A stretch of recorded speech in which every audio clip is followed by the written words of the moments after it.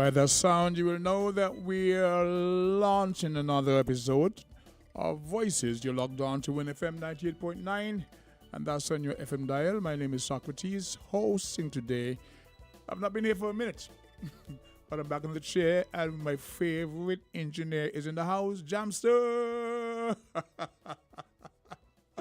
Here's what we're going to save the salutations until we get back from downtown, where we give credit to our sponsors, without whom this show would not be possible. So we'll link up with Jamster in a while. Take it downtown. We'll be back. What has you so happy? My home internet just got upgraded and I didn't even have to pay for it. What? Which network you have? Flow. Now I can get the fastest fiber internet in St. Kitts and Nevis for the lowest price. Fastest internet for the lowest price? What's the catch? No catch, my friend. 300 megabits per second for just $135 a month. With Flow, you truly get the best internet experience around.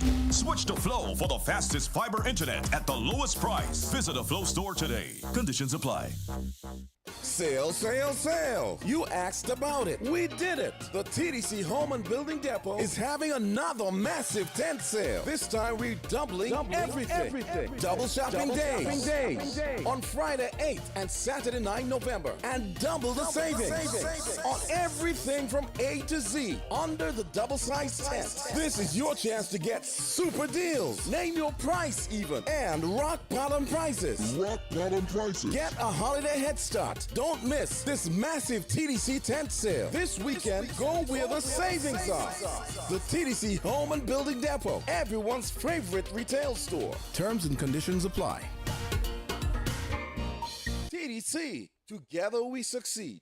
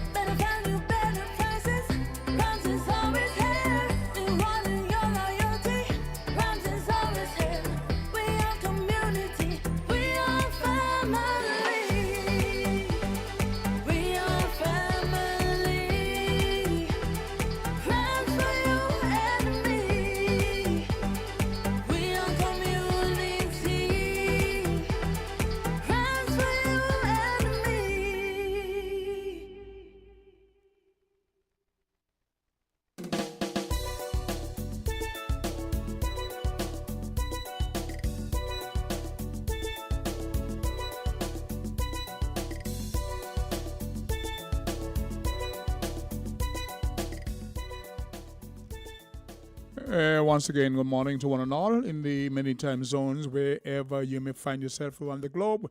We say good morning, good afternoon, good evening. Welcome to another presentation of Voices. My name is Socrates, and I'm in the hot chair today. As I said a while ago, I've not been here for a minute, but I'm here now. And there are a number of folks who normally inquire as to whether or not the program is on. It is on, let me say, first of all, once again, good morning to these people. We start with Ms. Brenda O'Neill, world traveler and friend of the Federation. She oftentimes weighs in with her comments, etc., etc. But of course, I thank you for your interest in the country in this program. Stay tuned. You get all the latest news. Then we have Ms. Jennifer Richards in Atlanta, that I call Hotlanta. And she was here in the Federation in the studio, first time in years. What happened, Johnson? You're yawning, what? Am I boring you already? Okay, so good morning to Jennifer in Atlanta. What's she now? I feel jealous she don't get on when I'm here, but it's okay. And then there's Rosemary Donald in New York City. And Rosemary is recovering from what I call CLS. And there are many millions around the globe, but mainly in the U.S., suffering from that. But Rosemary is suffering from CLS, what they call Kamala Loss Syndrome.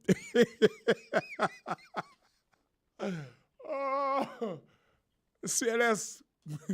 Kamala Law syndrome. We have to laugh sometimes when these things happen. If not, you go mad, right? We're going to send greetings to Mr. Val Monish and family. Chris Collins, our cultural roaming ambassador, Mr. Derek Freights, and that is Mr. Derek V. Freights, Mr. Eustace Henderson, Mr. Mervyn, well, Dr. Mervyn Leader, Dr. Sweeney, Sister Henry, Carl Brown, Gregory, all the folks who make this show possible. Top of the morning to you all. And we don't have any particular topic today, but I'd like to touch on a couple of issues. And one would be the entertainment at Port Zante. But let me first speak about the Legends Calypso tent and its delayed launch. For the first time in 24 years, Legends will not be launching this tent. As per usual, within the first week of November, we are delayed by 1 week. A number of circumstances has informed that decision.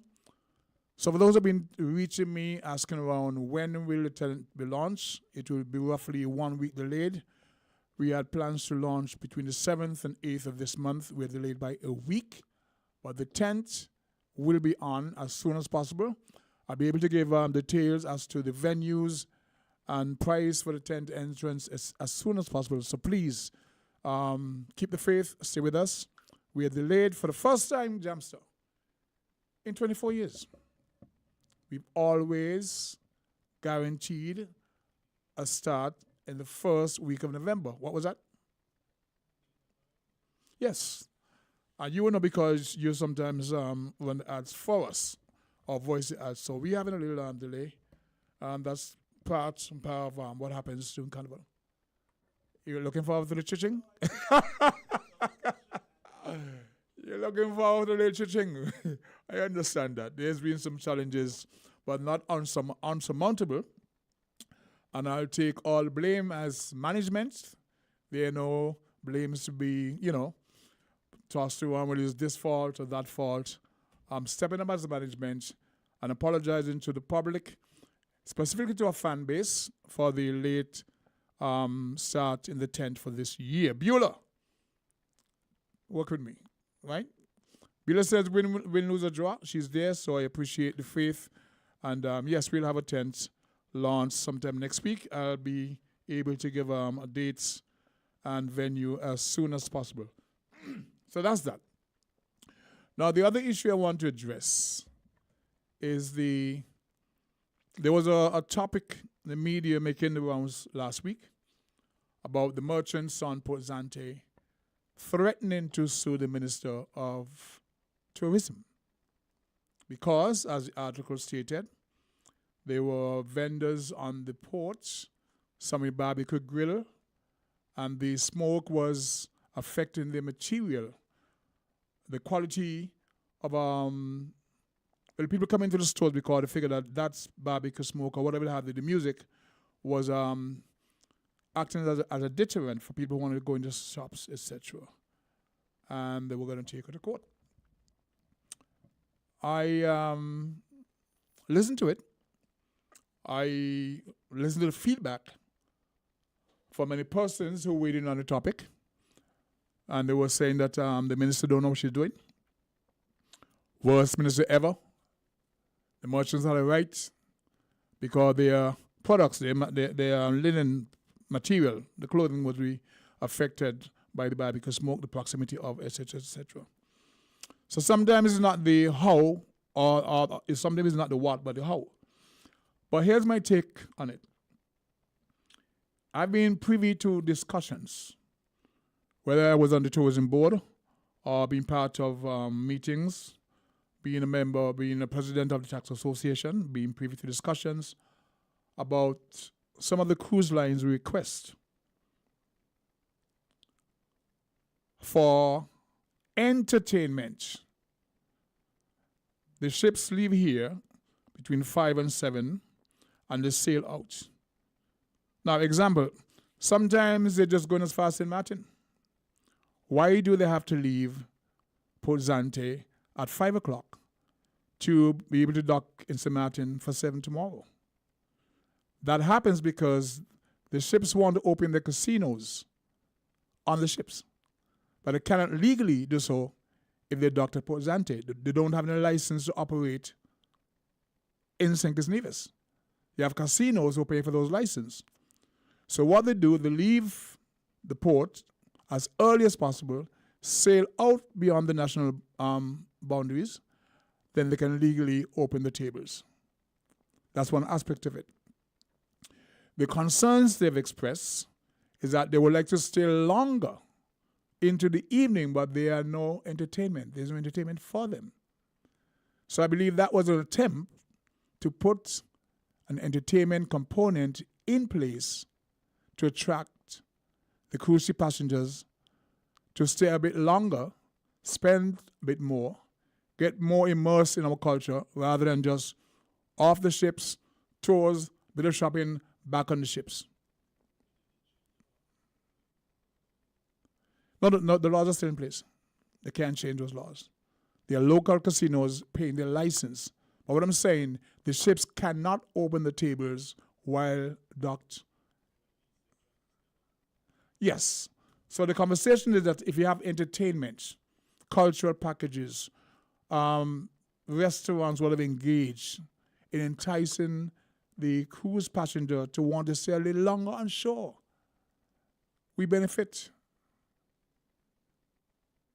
As I said, being part of that discussion many years going back, I believe that was the rationale for putting that entertainment, giving restaurants, the small man with the barbecue grill a chance to get into the, selling to the tourists.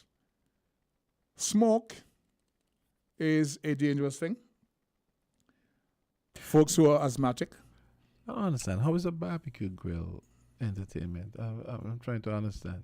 Food. What else is Food and okay. music. All right. It's a combination. Okay. Right? It's a lot easier for a person with a grill to set up on Port Zante than, say, the established restaurants to come and, put a whole display. So if that was the initial thrust, I support it. I mentioned it's not sometimes about the what, but the how. So it's something you can look at, recalibrate, and present a better package. So maybe the complaints were genuine. It wasn't done properly because according to where the grill or the barbecue grill is located, that wind will blow the smoke into the shops. The shoppers there will not be impressed with that. And the fabric, of course, will, you don't want your shirt and stuff to smell smoky when people come in there. So I think that was the issue. So I saw yesterday there was steel band. That makes sense. I could see how that could be a problem. Yes, it could be a problem. It's not, as I say, it's not where, it's not the how.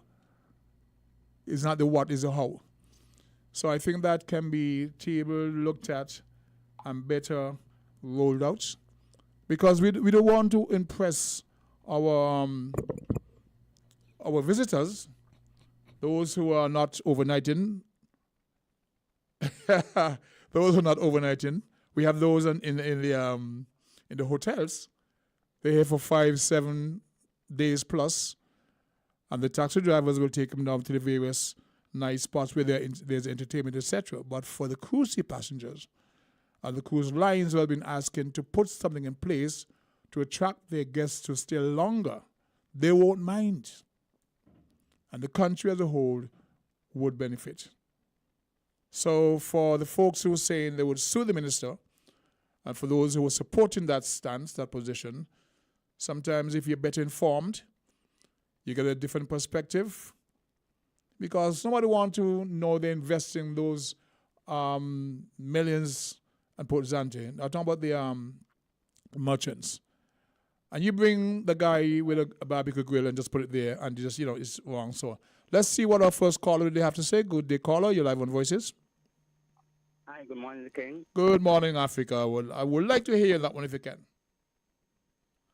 Go ahead. I did heard about something of that nature, but I have not really followed much of it. I don't think the intention was bad, but some things had a little oversight. You're talking about an impression for Yep. visitors to our stores. Mm-hmm. I am not impressed with what is being unfolded at Timothy's Hill. To make a bad matters worse, impression, yes. The first impression is the lasting one. A natural impression would go a long way. We had a natural impression. I was for like a boardwalk and enhancement to bring about the aesthetic. Mm-hmm. But I drove by and I say I'm not going to make much of a comment on it for the further development that I have seen. Case in point, down there at our arrival hall, as you disembark the arrival hall and you come out in the courtyard, I think the Thinkit on display there, the sign Thinkit in bold letters, Mm-hmm. was impressive. Was And it went a long way. It was a photo op and it went a long way. is that past tense or is it was then or not so now? It is. Okay, yes. Yeah. Lo and behold, the relevant authorities, tourism, try to replicate it at Timothy's Hill. So here is it. They say what gone by the morning can come good the evening. Here is it. With what I call the matchbox, some calls it the best kid. You said that somebody said it was Scooby-Doo's. Grave? Yes. People giving their own analysis about it. Mm-hmm. What I have not gotten close, but by just driving by, I noticed the Thinkit thing. It's not with a good taste. I say why. Because the matchbox is a little bit too short for the wording. The matchbox had the width, the fan width, where Thinkit could have been put in there. Number two, it is put in, it's not in the right place because I think the way it is positioned is not positioned the way the one is on Fort Zante, where persons could have stand off and take a nice picture with a big and bold Thinkit, you know? That one has been put like rather clear in the view because remember the matchbox is not positioned on the ledge like overlooking. But you go now and you put the Thinkit short, long as it is, it out with the matchbox. And so that was something that happenstantly they decided to put on and not a part of the initial blueprint. Because in the initial blueprint, it should have had a ramp for the wheelchair. Those who are bound by wheelchair for whatever reason. You know? And that aspect of it is discriminatory because here is it, you have a family of 8, 10, what have you, and you want to compare me, a member cannot enjoy a photo op with the other members by having a ramp, allowing the wheelchair to go up and take a photo of such a site. That site is the zenith, our zenith. That site is like the icing on the cake, so to speak, proverbially speaking, of our industry. That site is a natural marketing site. You see people, they go and the innovation in terms of marketing and trying to lure people to their shores, the destination. That site naturally does that for Thinkit. That is correct. At Timothy's Hill, huh? That is correct. It did not need this form of enhancement. Enhancement, yes, but with taste. Because the boardwalk that I foresaw and I visualize with the king with landscaping, with a toilet, a bathroom, restroom facility, and with a telescope, we can collect revenue, creating employment, advertising. Hey, there's an opportunity to see the island of Antigua in the 30 miles to our east at a fee, $1 or $2. So you are generating revenue at the same time, along with the restroom facility. It's not for free, right? But they are making matters worse as opposed to acknowledging the error and trying to remedy it, the error. Which and begs say, the hey, guys, question. we have got Which begs the question, who are they listening to? Who is it that's advising them? Because we didn't need a hashtag Sink It at Timothy Hill. As a matter of fact, if you stand on the platform, where do you put your family to pose in front of it? The proximity doesn't work, it's too close. So you would have to stand on the ground, put your family up there to take a picture, but then now you're blocking the hashtag Sink It signage. Yes, but I tell you what, I have taken a few pictures where individual, the one who will hold the camera or the phone, stand on the platform to get a photo of the other members of the family that is beyond By the rocks. The rock. Yeah. You know, because that is more convenient, because in order for them to maximize the beauty of the island and the two bodies of water, be it the Atlantic or the Caribbean, and the Southeastern Peninsula, you have to be there. Go to the edge by the boulders, and that is where the natural aesthetic of the place impacts. Yes. We didn't need that form of Then enhancement. The boardwalk would have gone all the way down. Now we are catering for instance, there are gonna be days like a couple days ago again. You know, as dismal as the forecast might be, there are days when we have 3 ships in the town, right? And there are gonna be days when 4 or 5 safaris might be up there on a given day. And I heard, speaking of safari, I heard a proprietor, a business person, a member of that business person who is employed there, decided that they're not going to be going there because of the lack of space, and you know what I mean? All of our guests want to enjoy that, and I would advise them to continue to go there, because we don't want to deter our guests from. I love to take my guests there. I think that site is a marketing sale for Sink It, and I want to maximize on every guest that I have to go and tell and multiply. Tell 1 or 2 persons of the family member. Tell 3, 4 friends, co-workers of us by just seeing that site. I've had visitors come here, the King, and just wanted to go to Timothy's Hill. It happened to me a couple of days ago. I was dispatching. Many folks came up asking just to go there. So in market itself, the hashtag Sink It signage was not needed, and it attracts, but nobody asked me. I don't know who was advising them, but that's overselling. You didn't need to, because it sells itself. Yes, it's a natural beauty. It sells itself. The marketing Sink It and if it's far and wide, and our visitors are expecting to come here and to see it with a little enhancement, albeit, but not with a spoil. We and need they're going from bad to worse. people from Public Works to assist us with resurfacing. That's the most important element right now. As you're entering, get that area resurfaced. That's all we ask for. That was the first step. Have a smooth walk, drive for ourselves who drive there, and the guests who will disembark our vehicles and walk. That was the first thing. And then we work accordingly. Because the election is not like tomorrow. We have seen the election in the U.S. come and gone. We have seen the election in Botswana, in which I'm going to talk about that, come and gone. Election will come and election will go. But our visitors will always come to our shores. They will come and go, and more visitors will come. Let us venture. The slogan says venture deeper. That venture there is just cracking the surface. It ain't gonna be on the derma, the epiderma. Well, the general consensus in terms of the feedback, right? Some people's reaction was WTF.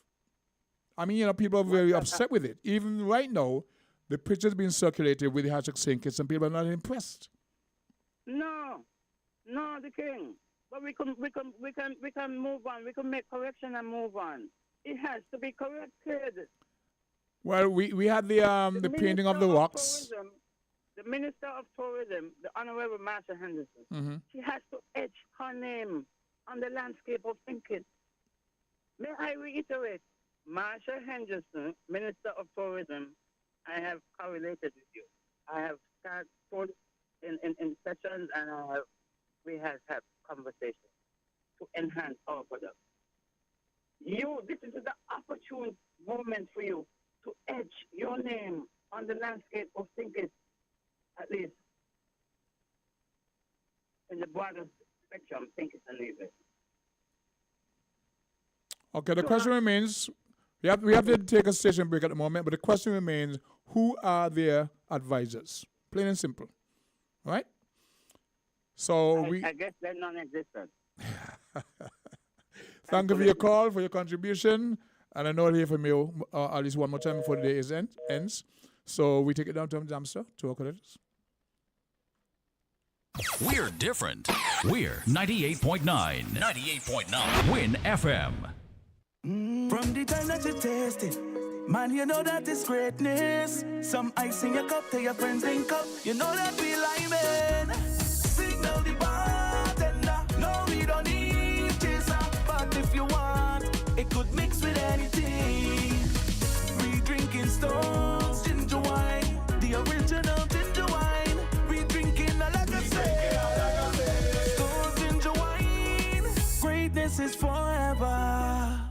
What has you so happy? My home internet just got upgraded and I didn't even have to pay for it. What? Which network you have? Flow. Now I can get the fastest fiber internet in St. Kitts and Nevis for the lowest price. Fastest internet for the lowest price? What's the catch? No catch, my friend. 300 megabits per second for just $135 a month. With Flow, you truly get the best internet experience around. Switch to Flow for the fastest fiber internet at the lowest price. Visit a Flow store today. Conditions apply. Found the sound. 98.9. Win FM. Sale, sale, sale. You asked about it. We did it. The TDC Home and Building Depot is having another massive tent sale. This time we're doubling everything. Double shopping days. On Friday 8th and Saturday 9 November. And double the savings. On everything from A to Z under the double-sized tent. This is your chance to get super deals. Name your price even. And rock bottom prices. Get a holiday head start. Don't miss this massive TDC tent sale. This weekend, go where the savings are. The TDC Home and Building Depot, everyone's favorite retail store. Terms and conditions apply. TDC, together we succeed.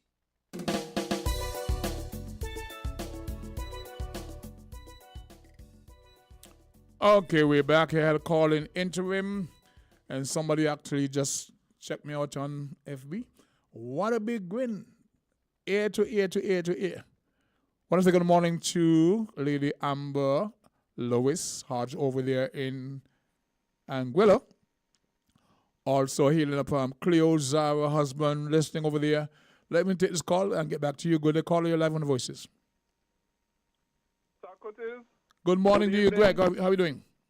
Sorry, good afternoon. Good afternoon. I'm doing good. It's afternoon. What clock? What time are you on? No, I'm here doing so many things at one time. All right. Yeah, but good morning though. Good morning. Good morning to you, sir. Morning. Yes, yeah. I'm doing something here because it's an article. The headline of an article I really want to bring to your attention. Okay. Yes. Well, the U.S. Well, let me not say the U.S. Let me not say the U.S. Mm-hmm. The Biden administration. Mm-hmm. Hello? Yes, go ahead. The Biden and Harris administration. Yep. I'm going to show you how hypocritical they are. They have exempt certain Russian, well, I shouldn't say certain. They have exempt Russian banks when it comes to doing business with them, with the U.S. Mm-hmm. You see? The headline reads, U.S. again exempts Russian banks from sanctions to buy vital commodities. You see? So the Biden-Harris administration, they could tell other countries don't do business with Russia. Even though I'm not for the CBI program, I mean nowhere for the CBI program. Yet they could determine for saying it's don't sell your passports to Russians. Mm-hmm. But the same Biden-Harris administration have exempt Russian banks from sanctions to buy vital commodities. And this is from a website called LouRockwell.com. LouRockwell.com. Again, the headline is U.S. again. Not just, this ain't the first time, but the U.S. again exempts Russian banks from sanctions to buy vital commodities. You see, that's why I can't really back none of these politicians. I don't care whether it be Biden, Harris, Trump, you name it. Even our politicians, I can't back them. Because they ain't straight, and they use all kind of double standards. And above all else, they don't meet the biblical qualifications for government. That is above all else. It's geo-global politicking. It has been it's geo-global politicking. Hypocrisy and double standards has been part of these superpowers' agenda. America, Russia, the UK, that's what they do. France is what they do. Yeah. You say politicking, but I say politricking. That too. It's geo-global. It's more politics than anything else. You see?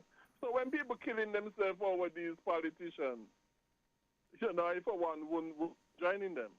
Like I said, I love the truth.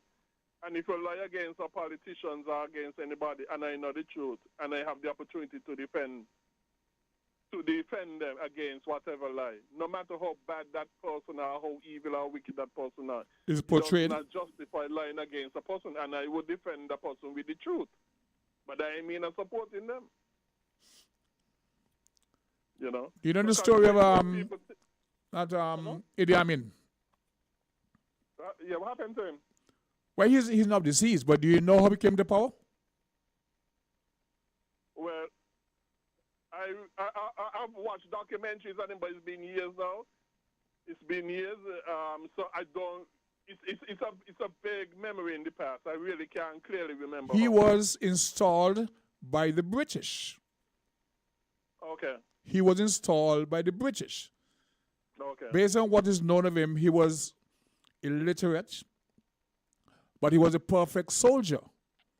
The British, when in control of Uganda, could direct him to any village to suppress them, to wipe them out. He was the perfect soldier.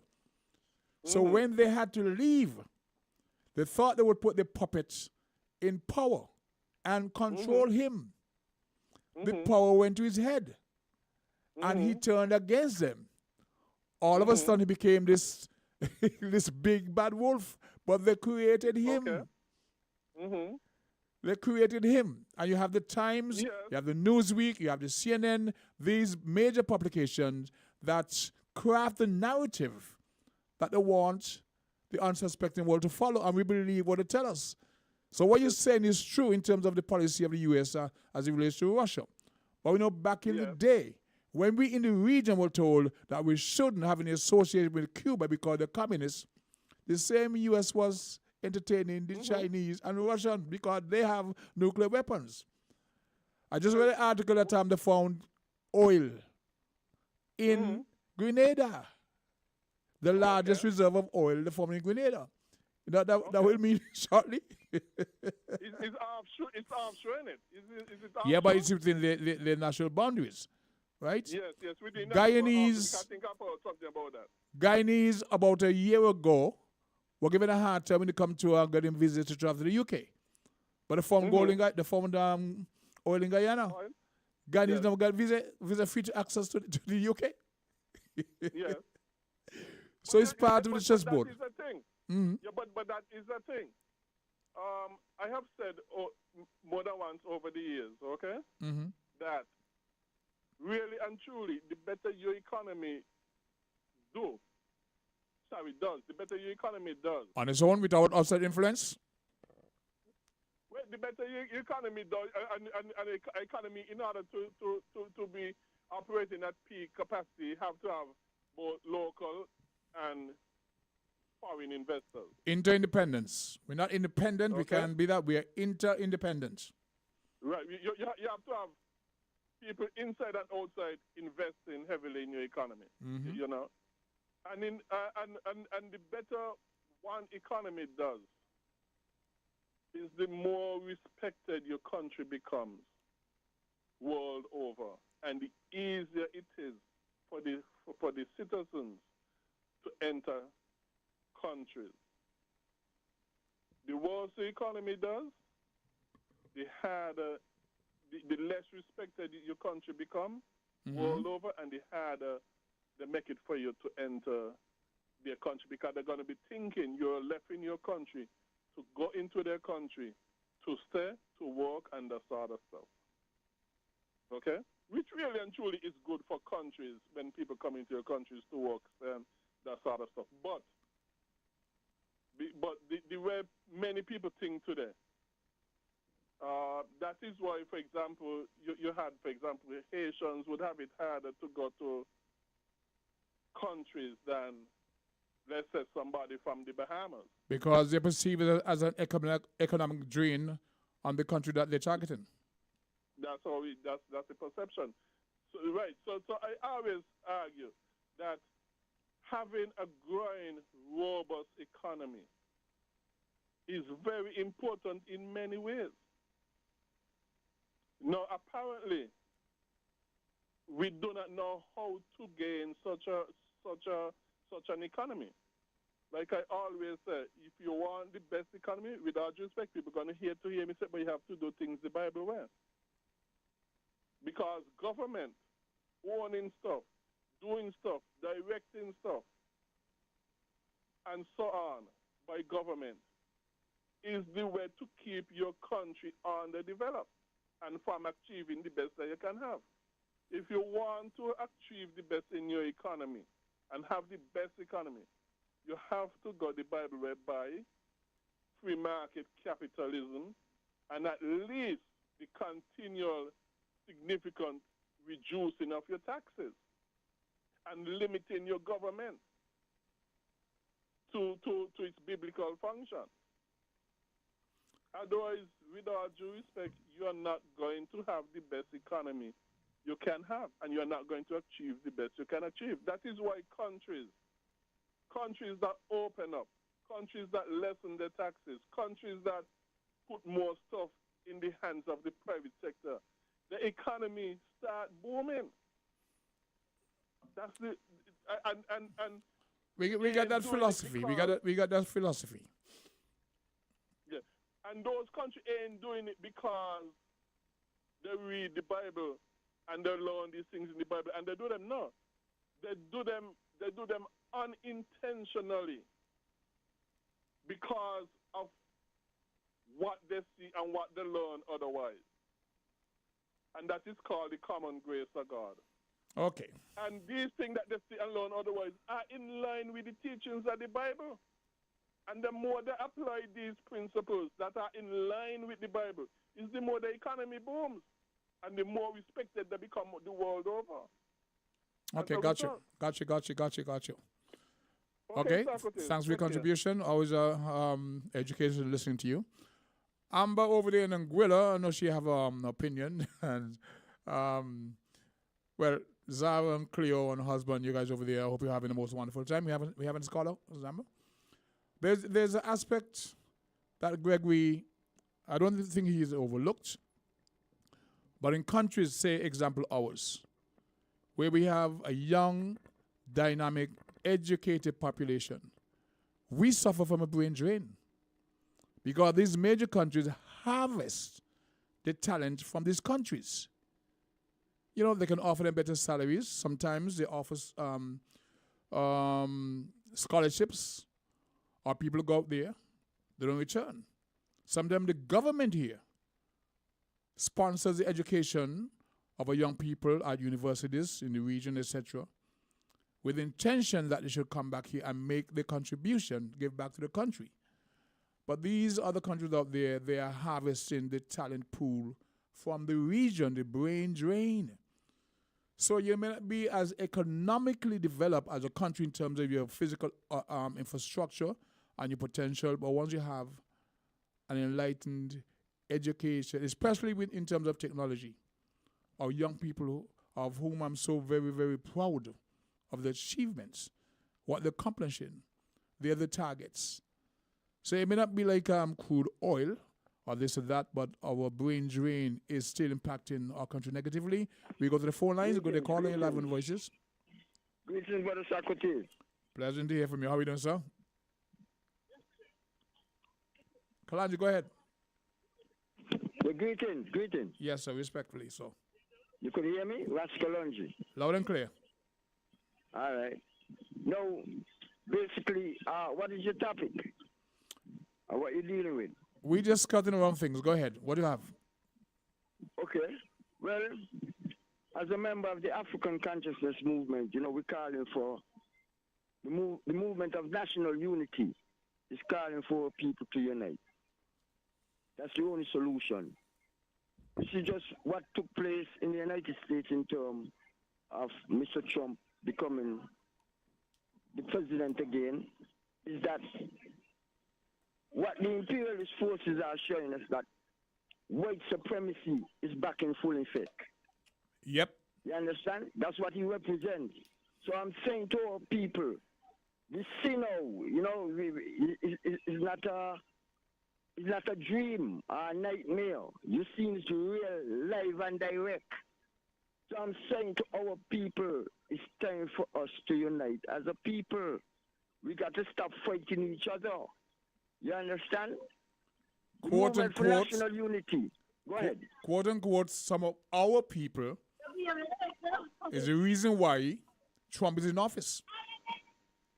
No, you see, my brother, you know, you can't look at the majority of black people and vote for Trump. I said some. Yeah, but you're going to always have that.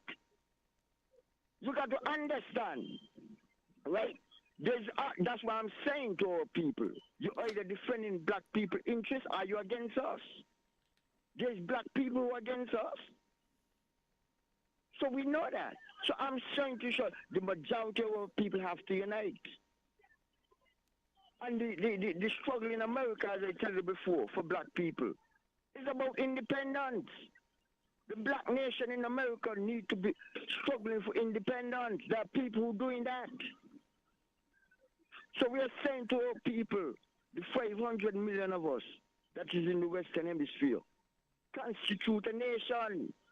And we got to look at ourselves as a nation. There's 50 million black people in the United States. Scattered. We are a scattered people, right? But some one guy he said because none of them is indigenous to that country. The Europeans are not indigenous to the United States. Did you hear Steve Miller? Who? Steve Miller. No, what he said? America is for Americans. During the Trump campaign, he was trumpeting that loud and clearly. America is for Americans. They're not Americans. Huh? They are not Americans. We know that. Americans in the United States. But they claim it as their identity. Say that again? They have claimed it as their national identity. Yeah, but what I'm saying, okay, Columbus ain't discovered you. I don't know. I wasn't there, but he mapped the region based on the recorded literature. But that's what I'm saying. That's a farce. We got to deal with what is real. Trump said you're going to deport a ton of people. You're going to have yourself. His wife. That's what. Huh? His wife.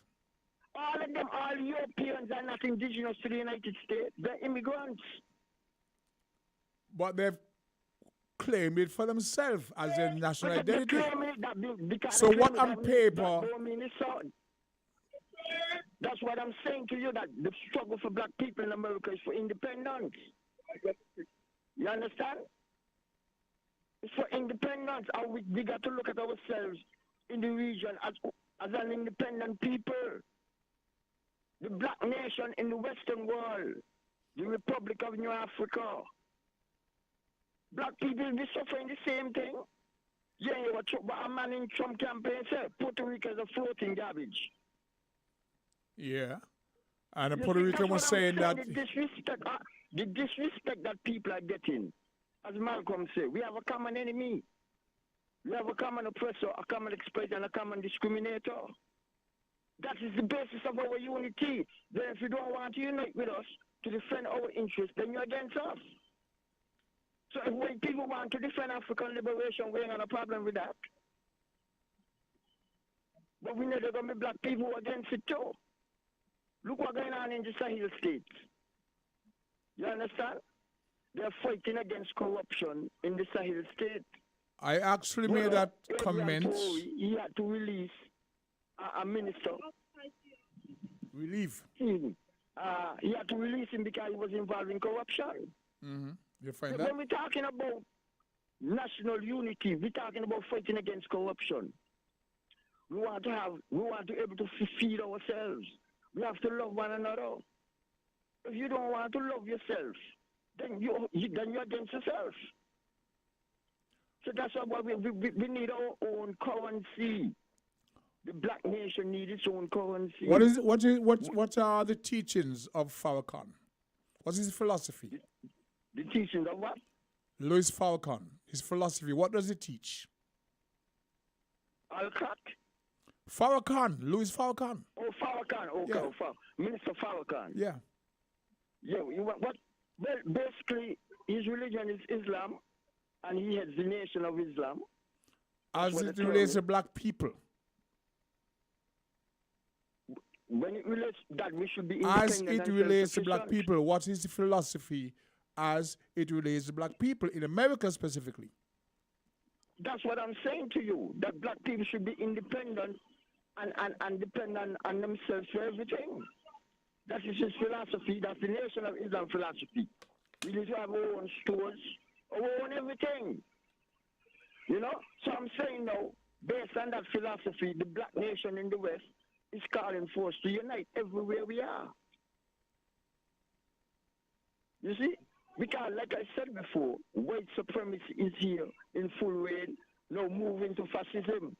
Fascism is the open terroristic dictatorship of the most reactionary, most chauvinistic form of finance capital and imperialism. You know? So that's what we're talking. We're calling for unity, brother. What Granny said, love one another. What Granny said, respect one another. What Granny said, one people, one aim, one destiny. What Granny said, reparations by any means necessary. Imagine these colonials owes over $500 trillion. And we are not struggling to get it. Our people need to be more educated about the question of reparations. They had a meeting there in the Commonwealth where the Prime Minister of England is saying that they're not paying us reparations. We got to put pressure on them. We got power now. There's the black nation in England. It's time for them to take action, to show them that they got to pay us reparations. Okay. You know, so we're calling for total unification of black people globally, with the Sahel states leading the way, what we call revolutionary Pan-Africanism. And all that means, whatever is in black people's interest, that is what we're defending. What Granny said, one people, one aim, one destiny. What Granny said, love one another and respect one another. Give thanks, one love, brother Socrates. Thank you once again, Rascalundy, for your contribution. Jamster, you have a call? I saw a clip of a young man, a black person, in a certain forum saying that reparations is not for the Jamaicans, not for the Africans, not for like people from the West Indies who came to America. Yeah. He said Brazilians it's not for Brazilians, Jamaicans, and Africans because they were not part of the slave trade. I said, what is he saying? And there's where you have the confusion. We are not on one page in terms of the reparation because America has one concept of it, so does the UK, so does the region. So, me, Motley, Professor Beckers, they have a certain approach to it. And we're hearing now that the indigenous people, well, no, they are those who came as indentured servants, the Indians, etc. They're saying that they need reparations too. They did not suffer what we did not go through what we did, which was slavery and the rape of your culture, your labor, etc. They came as indentured servants, but saying, well, they were part of the story too, so they want reparation too. How do you oppose that? And the persons who are listening to us are seeing that we are not unified with one agenda, so they exploit the confusion. You know, if you have $10 to give to reparation of a people, what percentage do you give to those folks who came here as indentured servants, who was accommodated? They were accommodated. They found homes for them. They were paid a salary. They could work off the indentureship. We had no say in the matter. Of course, they became the middle class, as you pointed out, the merchant class, etc., etc. We were never given any agencies at all. Kicked out in the street, no education, you had ambition, whatever skill set you had. They were told, well, you have to go into a 4-year period of apprenticeship. My fellow, I've been working for you for free all these years. I know the labor. But you're saying, no, I am now emancipated, so you must go through a 4-year period of indentureship where they can rip you off again. I've said to people who have questioned whether or not we should go back into sugar. And I said sugar was never profitable. It was only so on the slavery. You know? And I've said on this forum before, on others, Mr. Bradshaw, as well intended as he was, inherited a dying industry. In 1974, when Nixon was supplying the Jews with arms and ammunition to bomb the living daylight out of the Arabs, they say, hey, wait a minute. We have the oil. And so they put an embargo on the U.S. ergo the world, which drove up the cost of shipping production. The costs trickled down to the shipping of sugarcane. Became cost prohibitive. So Mr. Bradshaw, well intended as he was, stepped in at that particular time, 1975 thereabouts, and bought what was a dying industry. To the point when the sugar industry was closed, it was costing the country some $33 million a year. And so we could only entertain people from Haiti, St. Vincent, who used to come to the camp because people of St. Kitts and Nevis decided, we're not working for that salary. Right? Timothy Harris, in his campaign, said, pay the locals more money and we will import less labor. Well, it is not as simple as that. People in our mindset had moved on from that. We weren't working for those wages. We taught our children 2 or 3 generations back, go to school, secure an education, do not think about the cane fields. And so migration was part of what we did. So we had to import to fill that void to cut the cane. So at the time when Mr. Bradshaw bought the industry, it was in its decline. And so they had from Cyro to this, all the different things, trying to save or rescue the sugar industry. Unfortunately, it didn't happen. Remember Cyro and NACO? It was a collective so fast it was Cyro. They went NACO, and they tried. But sugar production was only profitable during slavery, free labor.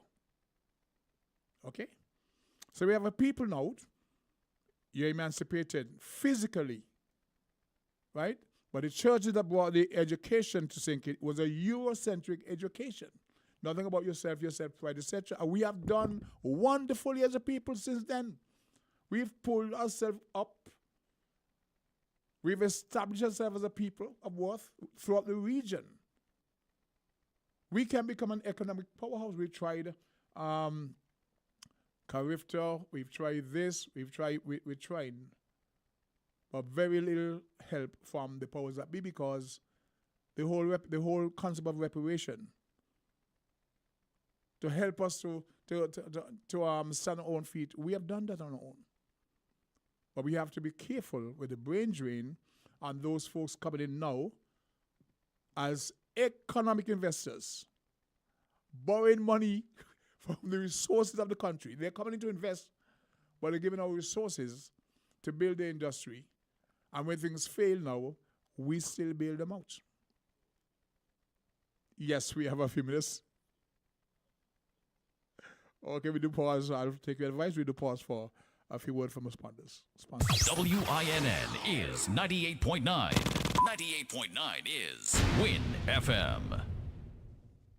What has you so happy? My home internet just got upgraded and I didn't even have to pay for it. What? Which network you have? Flow. Now I can get the fastest fiber internet in St. Kitts and Nevis for the lowest price. Fastest internet for the lowest price? What's the catch? No catch, my friend. 300 megabits per second for just $135 a month. With Flow, you truly get the best internet experience around.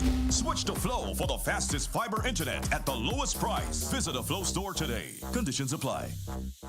Sale, sale, sale. You asked about it. We did it. The TDC Home and Building Depot is having another massive tent sale. This time we're doubling everything. Double shopping days. On Friday 8th and Saturday 9 November. And double the savings. On everything from A to Z under the double-sized tent. This is your chance to get super deals. Name your price even. And rock bottom prices. Get a holiday head start. Don't miss this massive TDC tent sale. This weekend, go where the savings are. The TDC Home and Building Depot, everyone's favorite retail store. Terms and conditions apply. TDC, together we succeed.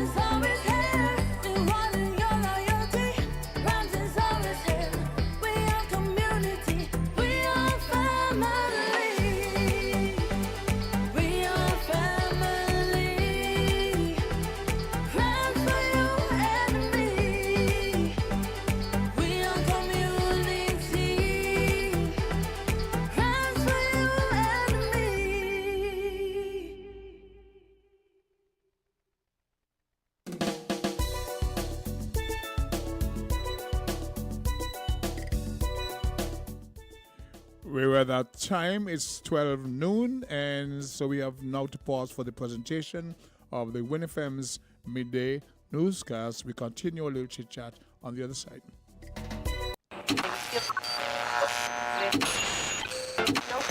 You found the sound. 98.9 Win FM.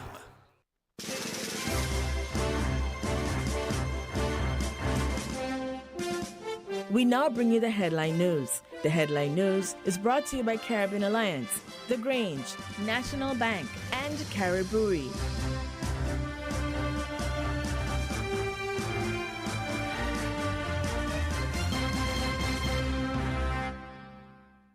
Now loans, cash at the speed of life, so fast you won't believe it. Now loans, cash at the speed of life, right now, right now. If you need cash in a flash with now, no need to fuss, leave it to us. When you need cash in a flash, no need to fuss, leave it to us. Hear me now. Now loans, cash at the speed of life, so fast you won't believe it. Now loans, cash at the speed of life, right now, right now. Approved in a day, yeah, yeah. Some money on the way, yeah, yeah. Approved in a day, oh, yeah, you know it's coming. When life throws surprises your way, Now's here to help. Whether it's for an urgent bill payment, home improvements, or unexpected health expenses, or even that last-minute holiday trip. With Now, you get cash in a flash, approved in just 24 hours. Approved in a day, yeah, yeah. Some money on the way, yeah, yeah. Approved in a day, oh, yeah, you know it's coming. Now loans, cash at the speed of life, so fast you won't believe it. Now loans, cash at the speed of life, right now, right now. a loan product powered by National Bank. Maybe it's the way the brilliant gold liquid reflects our sunshine, or how the bright blue of its label mirrors the clear Caribbean skies overhead. Maybe it's the fresh, crisp taste of this beastly cold beer on a scorching hot day. Maybe it's even the way it brings us all together. But one thing is for sure, Carib is very much a part of who we are wherever we're from in the Caribbean. Carib, it's the way we play. Drink responsibly.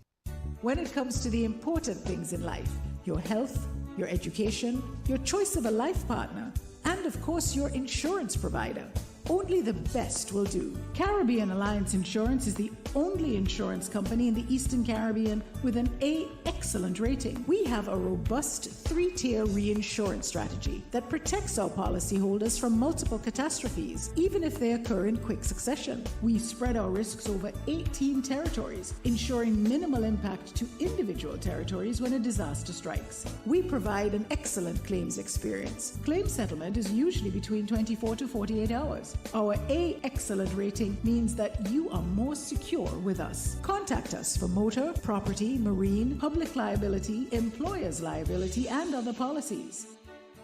Delisle Walwyn, people you can trust. Local agent for Caribbean Alliance Insurance. Tomorrow secured. Did you know that the Grange Healthcare Facility is the first purpose-built, non-governmental healthcare organization on St. Kitts? It's situated at Otley's, 7 miles east of Basseterre in beautifully landscaped surroundings. The Grange has a team of highly trained professionals and provides care that's rated as being comparable with UK and North American standards. The Grange offers varied accommodations to suit your individual needs, and our all-inclusive packages make the cost of care per hour the most competitive on the island. Services include convalescent care for all ages, daycare facilities for older adults, rehabilitation services, and training and continuing education for healthcare providers. For more information, call 466-5525 or 465-8020. Fax 466-8221 or email thegrangehealth@gmail.com or visit our website at www.grangehealthcarefacility.com.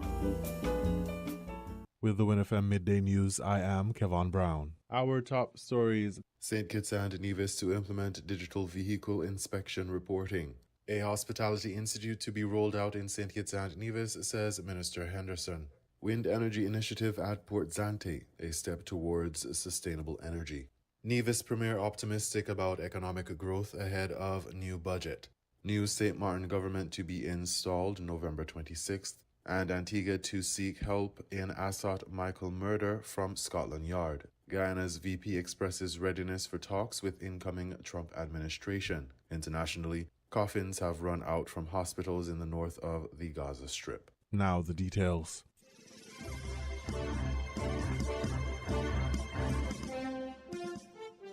Effective January 1st, 2025, the Royal St. Christopher and Nevis Police Force will introduce a mandatory digital reporting system for vehicle inspections in partnership with the Inland Revenue Department. Under the new process, all vehicle inspection agencies must submit reports electronically to the Inland Revenue Department, discontinuing physical copies. Vehicle owners presenting physical inspection reports will be returned to their inspection agencies for electronic submission. This adjustment is intended to streamline the vehicle registration process, improve record accuracy, and eliminate the need for paper-based reports. The Traffic Department has collaborated with inspection agencies to prepare for the transition by providing instructions and resources. Vehicle owners and inspection agencies are encouraged to familiarize themselves with the digital submission requirements to avoid licensing delays. The public can contact the Traffic Department or the Inland Revenue Department for further details or assistance with the new system. This change is part of an effort to update the vehicle registration system and maintain more efficient record keeping.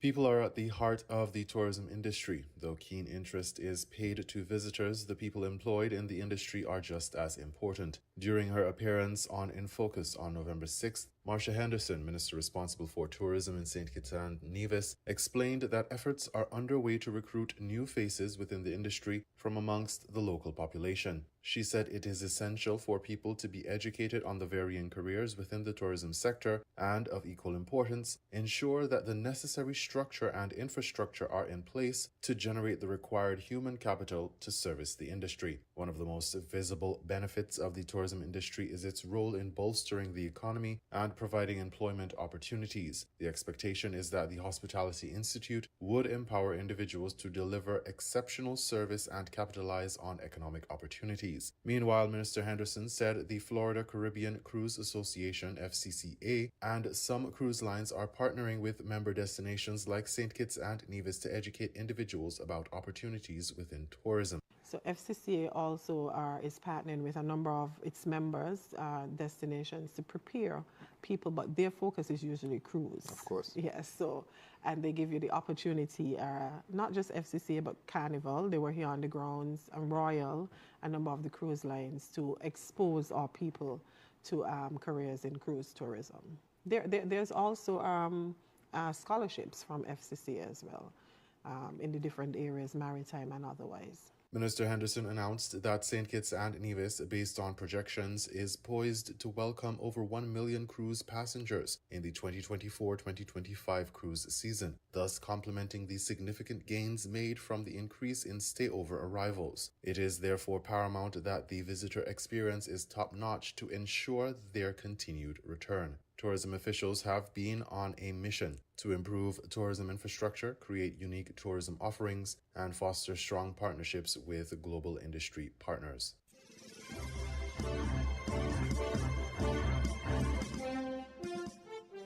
The government of St. Kitts and Nevis has announced the implementation of a transformative wind energy project at Port Zante, marking a significant step in its commitment to renewable energy and sustainable development. This initiative is vital to the Federation's broader strategy for diversifying energy resources, reducing reliance on fossil fuels, and fostering economic growth through environmentally friendly practices. According to the Honorable Dr. Terence Drew, Prime Minister of St. Kitts and Nevis, the wind energy project illustrates the government's dedication to addressing environmental concerns and economic resilience. He remarked, quote, "Harnessing wind energy will not only contribute to our sustainability goals, but will also create new job opportunities in the renewable energy sector, aligning with our vision for a more resilient economy." Installing state-of-the-art wind turbines is expected to generate clean, renewable energy and significantly reduce the carbon footprint associated with traditional energy production. In addition to the wind energy initiative at Port Zante, St. Kitts and Nevis has made considerable progress in various renewable energy projects across the Federation. One notable development is the completion of the 2.2 megawatt wind power plant on the island of Nevis. The facility, consisting of 8 GEVMP 275-32 turbines rated at 275 kilowatt each, exemplifies the early steps taken toward harnessing wind energy within the region. Moreover, the island's vision to achieve 100% of its energy needs from renewable resources by 2030 reflects a long-term commitment to sustainable energy solutions. Efforts to transition towards a more sustainable energy sector remain at the forefront of national energy policy. St. Kitts and Nevis is also investing in other forms of renewable energy, including solar, geothermal, and waste-to-energy technologies. The National Energy Policy outlines a comprehensive framework for transitioning from fossil fuel reliance to alternative renewable sources. This framework encompasses various strategies to optimize infrastructure management and overcome existing challenges in the energy sector. The government of St. Kitts and Nevis's commitment to decarbonizing the Bastia Deepwater Port is demonstrated by a recent collaboration with SYG Tech to implement a renewable energy-powered microgrid. Featuring innovative vertical axis wind turbine technology, the project aims to significantly reduce greenhouse gas emissions and position the port as a model of renewable energy usage in the Caribbean. The anticipated benefits of the wind energy initiatives extend beyond environmental sustainability. These projects are expected to generate a considerable number of job opportunities across various sectors. Job growth is expected in areas such as construction, installation, maintenance, and operation of renewable energy technologies, contributing positively to the local economy. Additionally, as St. Kitts and Nevis endeavors to establish itself as a leader in sustainability, the government is actively fostering partnerships with local and international stakeholders. These collaborations are crucial for raising public awareness concerning the benefits of renewable energy and instilling a culture of sustainability within the country. As the Wind Energy Initiative and various alternative energy projects develop, the government of St. Kitts and Nevis continues to show commitment to implementing sustainable energy solutions. These solutions will not only enhance the country's resilience against climate change, but also pave the way for a greener, more prosperous future for its citizens.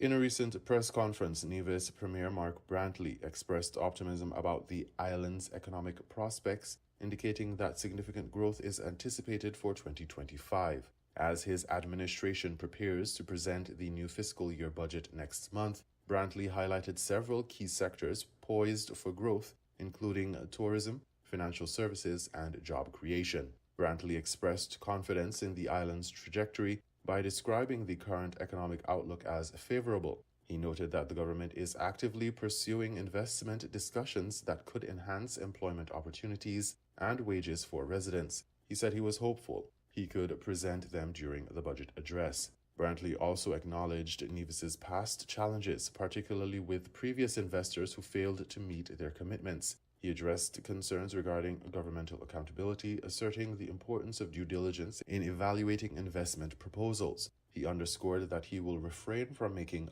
premature announcements until actual progress is evident.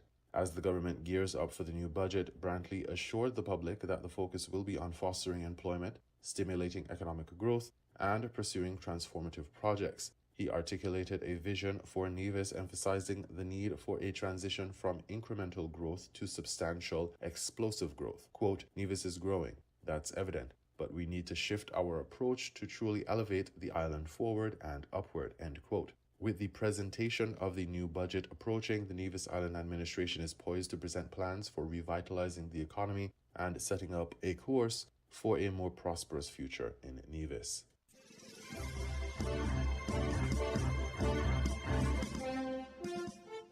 In regional news, new St. Martin government to be installed November 26th, and Antigua to seek help in Assat Michael murder from Scotland Yard. Those stories and more from Carib Update. In St. Martin, the designated Prime Minister, Luc Marcelina, says the installation of a new government there will be on November 26. That's the date for the swearing in of the new Council of Ministers following the recent general elections there. There will be 3 new faces in the council as the new coalition gets down to work. New cases of chikungunya and Zika, 2 vector-borne viruses that are transmitted mainly by the Aedes aegypti mosquitoes, have been reported in Grenada. Chief Medical Officer Dr. Sean Charles said there has been 1 verified case of each, but other suspected cases are currently being verified with CAFA.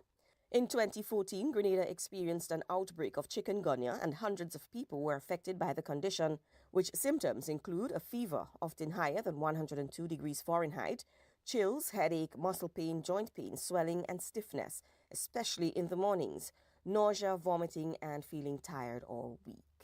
Barbados is expected to secure another $57 million from the International Monetary Fund next month, as it reports a major turnaround in the country's economic and fiscal performance. The Finance Ministry says the authorities, backed by successful reforms and a continued period of economic growth, are now ensuring that Barbadians genuinely can own the recovery from the past 5 years of austerity. The IMF Staff Mission Chief for Barbados expressed pleasure that the Barbadian economy is continuing to grow strongly after multiple shocks of recent years, and expect this period of sustained solid growth and moderate inflation to continue.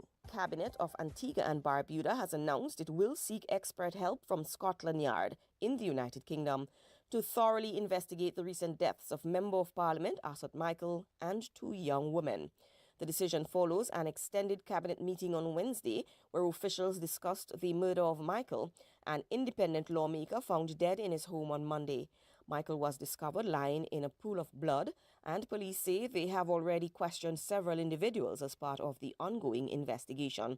Attorney General Stedroy Benjamin was also in direct contact with the Commissioner of Police during the cabinet session to request updates on any new developments in Michael's case. In addition to the murder of MP Michael, 2 other suspicious deaths have shaken the nation and were addressed during the cabinet meeting. A 16-year-old was found dead in a wooded area along Fig Tree Drive on June 28th, just hours after her 2-year-old son was found wandering alone, prompting grave concerns over the circumstances surrounding her passing. The second case involves a 15-year-old whose body was discovered on a beach in August. Disturbingly, her hand appeared to have been severed, adding to the mystery and alarm surrounding her death. Jamaica's Deputy Prime Minister and Minister of National Security, Dr. Horace Chang, says there has been a 15% reduction in major crimes in the country since the start of 2024, with significant drops in murder, shootings, and other violent crimes. Dr. Chang is reporting a 19% decline in murders, equating to 233 fewer killings than last year. Shootings have also decreased by 9%, and there have been notable reductions in other crimes, including a 28% drop in rapes and 21% reduction in robberies. The Jamaica Constabulary Force is implementing a cap on overtime hours to control rising wage costs, with the change taking effect on November 17. The decision comes after a continued surge in the JCF's overtime payments despite an increase in personnel. Effective next week, JCF officers will be limited to 10 hours of overtime per week on top of their standard 40-hour schedule. This brings their maximum work week to 50 hours weekly unless special approval is granted for additional hours.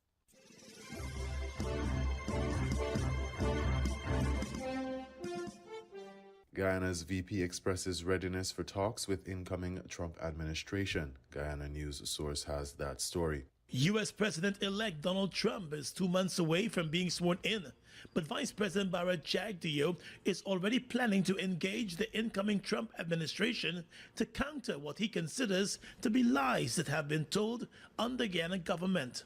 Mr. Jagdeo opened his weekly press conference at Freedom House by congratulating the U.S. President-elect and expressing the eagerness of the Guyana government to work with the new U.S. government.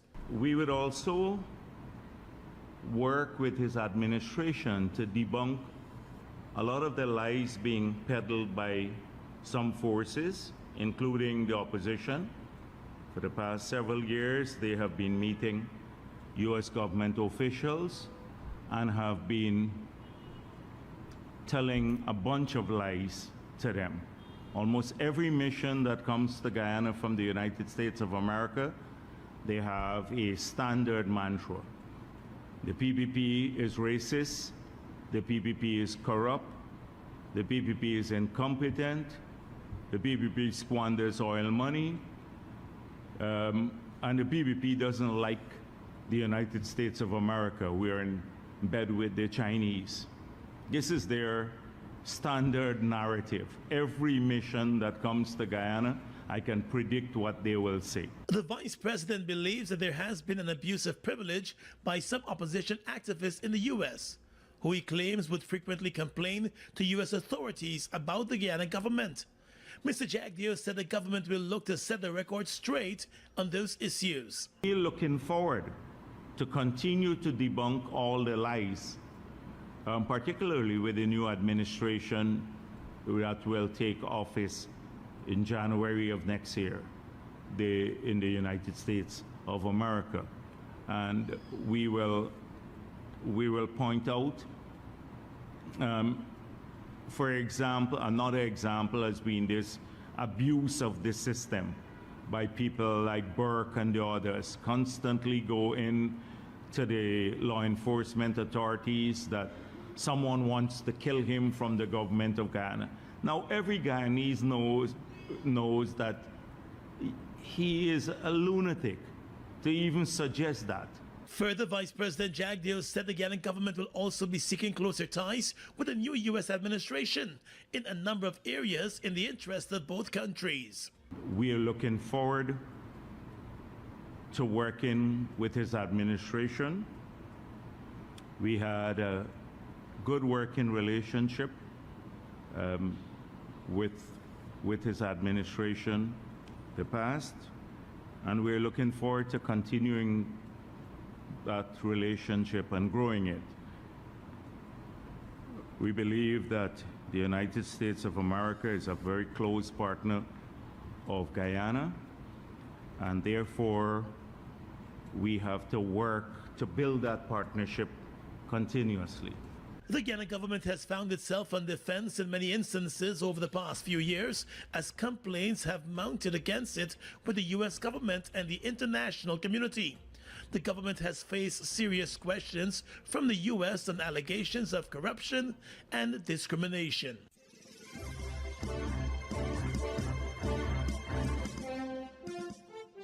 We now bring you these international reports.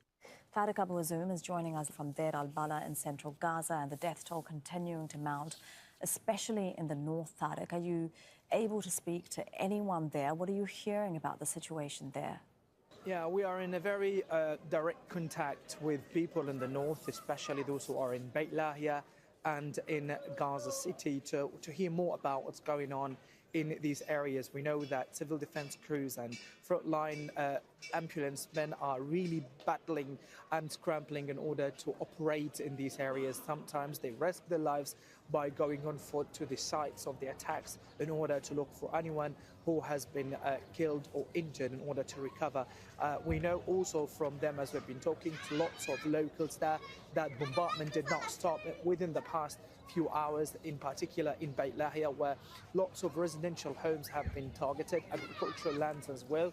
And we have been getting testimonies that buildings have been destroyed and there are still civilians trapped underneath these areas and these buildings without being rescued. And the streets of Jabalia and Beit Lahia are incredibly strewn with destroyed houses, as the operation there did not come to an end so far. It has been almost 35 days, and the latest, in fact, attacks took place on the gates of a school sheltering thousands of Palestinian families in Jabalia al-Balad town. We know from also medical sources that 17 Palestinians have been killed since dawn today. 13 only were killed in the north of the Strip, and we are expecting that the number will certainly rise because there are ongoing operations by the civilians there in order to look for survivors. We have been also getting more details that coffins have run out from hospitals in the north of the Strip, and civilians right now have been depending on using nylons and their blankets that they are in a very desperate need for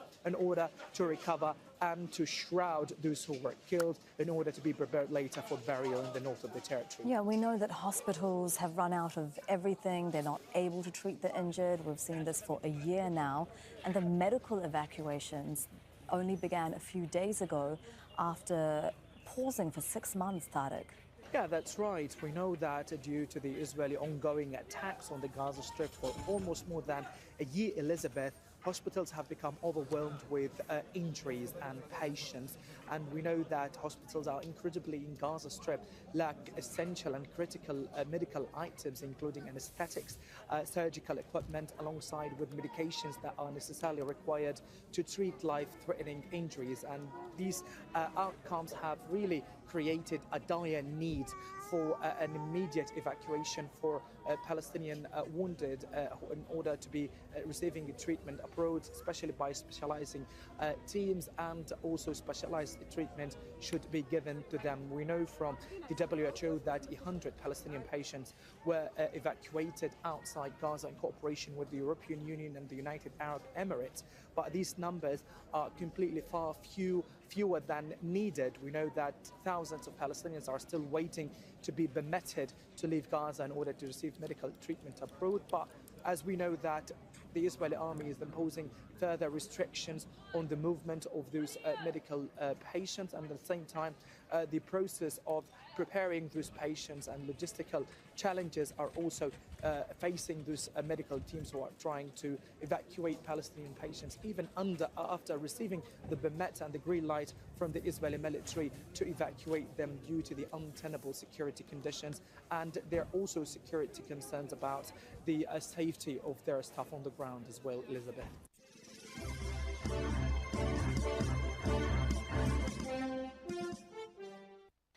More than 50 nations have signed a letter calling for a halt to arms sales to Israel. They say that Israel is not doing enough to protect the lives of civilians in Gaza. Al Jazeera's Gabriel Elizondo reports now from the United Nations headquarters in New York. The letter was co-signed by 52 different countries and delivered to the Secretary General, the President of the Security Council, as well as the President of the General Assembly. The letter collectively calls for immediate steps to be taken to halt the arms and munitions transfers to Israel wherever there are reasonable grounds that those weapons are being used in the occupied Palestinian territories. Now, the letter was signed by a broad cross-section of countries. To give you an example, Norway, South Africa, Qatar, Russia, Vietnam, just to name a few. But it is Turkey who is leading the effort.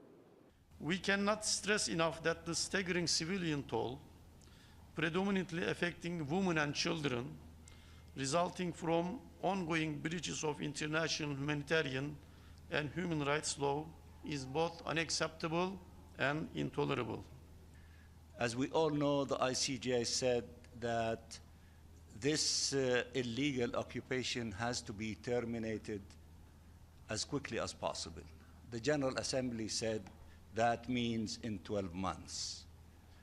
So if we want to end this occupation, then therefore countries should not be giving the tools to extend the life of this illegal occupation.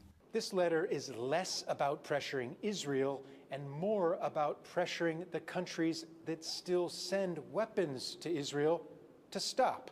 There's a broad consensus now that stopping Israel's war on Gaza also means cutting off the arms to the country doing the killing.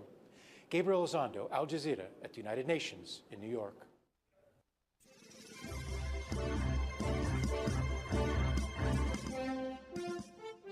On the US election, and the state of Nevada, home to Las Vegas, has finally been called for Donald Trump. It leaves just Arizona to now be called. It takes Donald Trump's electoral college tally to more than 300. While the president-elect has begun naming some of his top team, he's announced that Susie Wiles will become the White House Chief of Staff. That's one of the most powerful jobs in American politics. Well, she was an architect of this year's campaign. She'll become the first woman to hold the role. And Mr. Trump's described her as tough, smart and innovative. Well, her political career dates back to Ronald Reagan's campaign in 1980. She's since helped elect dozens of prominent Republicans, including the governor of Florida, Ron DeSantis. Well, Susie Wiles met Donald Trump during the 2015 Republican primary in Florida. She ended up being the co-chair of his campaign there in 2016, a state, of course, which he won over Hillary Clinton. Well, in his victory speech earlier in the week, the president-elect described Susie Wiles as the Ice Maiden and one of the most feared political operatives in the US. Well, as Donald Trump plans his presidency from the heavily protected Mar-a-Lago resort in Florida, where he lives, the man he'll replace has spoken of the need for a peaceful transition. But Joe Biden issued a statement yesterday from the Rose Garden of the White House. Well, our North America correspondent has the latest updates. For months, he warned another Trump presidency would be a threat to democracy. Now, U.S. President Joe Biden left reassuring the American people. I will do my duty as president. I'll fulfill my oath, and I will honor the Constitution. On January 20th, we'll have a peaceful transfer of power here in America. A transfer of power that could be very beneficial to Vladimir Putin. Congratulating Mr. Trump on Thursday, saying he was ready to talk. What he said publicly about wanting to improve relations with Russia and resolve the Ukraine conflict, I think that at least deserves attention. Hoping, of course, Mr. Trump will end the war on terms beneficial to him. A deeply concerning possibility for the rest of Europe, and especially Vladimir Zelensky. Currently, right now, I believe that President Trump really wants a quick decision. Yes, he wants that. It doesn't mean that it will happen this way. And, you know, I am stating the fact that we are where we are. We are in war against Russians, and it's a fact. and its most complicated enemy. At a summit in Hungary, European leaders discussing the new reality. Fears U.S. military aid to Kyiv will disappear under Mr. Trump. But for now, all the president-elect has done is appoint a new chief of staff. The Ice Baby, we call her the Ice Baby. Longtime campaign manager Susie Wiles, the first of many political appointments that will be closely watched at home and abroad. Samir Hussein, BBC News, Washington. So who else could be in Donald Trump's new cabinet? Well, the world's richest man and a prominent anti-vaxxer are both in the frame. Tom Bateman has more. Donald Trump is surrounded by the wealthy, powerful and politically influential. Now they're vying for jobs in his top team, some established, others unconventional and controversial. Elon Musk, the owner of X, SpaceX and Tesla, and the richest man in the world, is tipped for an official position. Let me tell you, we have a new star. A star is born, Elon. We have liftoff. The elevation of Musk, whose rockets are used by NASA, would give him extraordinary levels of power at the heart of government and business. He wants to oversee what he calls government waste. Take over, Elon, yes. Critics think that could lead to sacking large numbers of federal workers. Let that sink in, he said, when Trump won. Roles are also possible for members of Donald Trump's family, building on this American dynasty in the White House. There's room for you in this party and in this movement. Donald Jr., the eldest son of the president-elect, is the self-appointed heir of his MAGA movement. A constant feature on the campaign trail, he's tipped for an inner circle role. Common sense first. He was a vocal part of the attempt to cast doubt on witnesses that eventually saw his father convicted for 34 felony counts of falsifying business records. Set for a role possibly overseeing public health is Robert F. Kennedy Jr. We have to overthrow the entrenched elites. RFK Jr., the nephew of President John F. Kennedy, is a vocal skeptic of vaccines, spreading baseless and discredited theories about them. We need to fight as Americans. Doctors have warned an official role for him would endanger public health. Donald Trump's second-term appointments look set to be defined by disruption and unorthodoxy. His critics say he's trying to get rid of any guardrails around his presidency, and those working in the current political status quo are bracing themselves. Tom Bateman, BBC News, Philadelphia.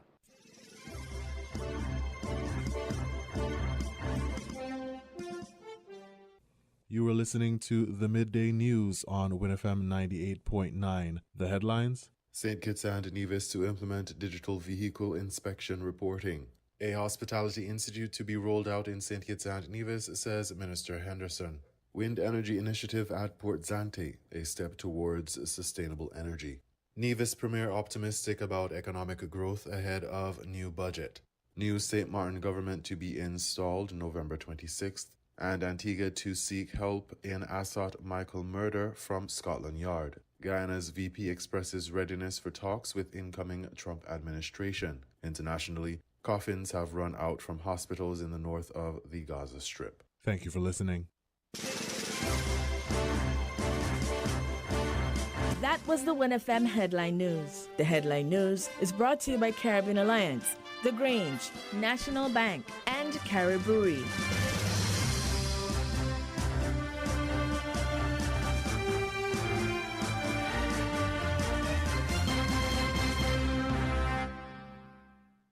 Did you know that the Grange Healthcare Facility is the first purpose-built, non-governmental healthcare organization on St. Kitts? It's situated at Otley's, 7 miles east of Basseterre in beautifully landscaped surroundings. The Grange has a team of highly trained professionals and provides care that's rated as being comparable with UK and North American standards. The Grange offers varied accommodations to suit your individual needs, and our all-inclusive packages make the cost of care per hour the most competitive on the island. Services include convalescent care for all ages, daycare facilities for older adults, rehabilitation services, and training and continuing education for healthcare providers. For more information, call 466 466-5525 or 465-8020. Fax 466-8221 or email thegrangehealth@gmail.com or visit our website at www.grangehealthcarefacility.com.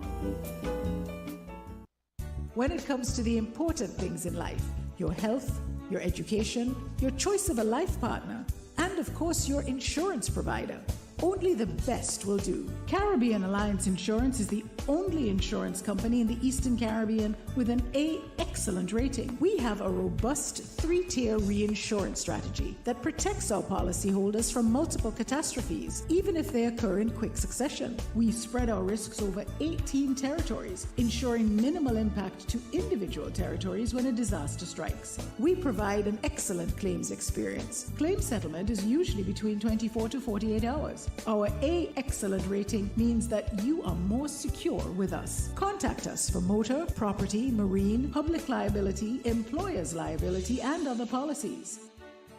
Dalil Walwyn, people you can trust. Local agent for Caribbean Alliance Insurance. Tomorrow secured. With over a century of perfection behind the Mackeson name, a smooth blend with perfect balance and richness. It's no wonder Mackeson Triple Stout has a legacy of perfection. Enjoy the world over. Introducing our new look with the same great taste. Mackeson. All hail the king. Please drink responsibly.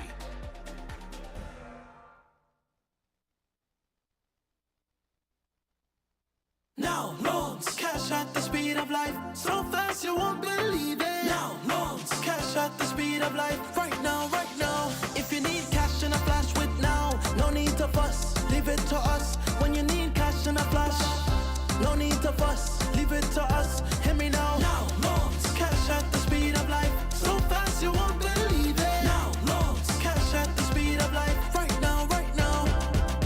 Approved in a day, yeah, yeah. Some money on the way, yeah, yeah. Approved in a day, oh, yeah, you know it's coming. When life throws surprises your way, Now's here to help.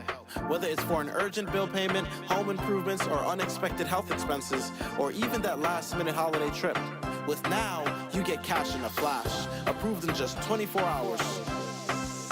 Approved in a day, yeah, yeah. Some money on the way, yeah, yeah. Approved in a day, oh, yeah, you know it's coming. Now loans, cash at the speed of life, so fast you won't believe it. Now loans, cash at the speed of life, right now, right now. A loan product powered by National Bank.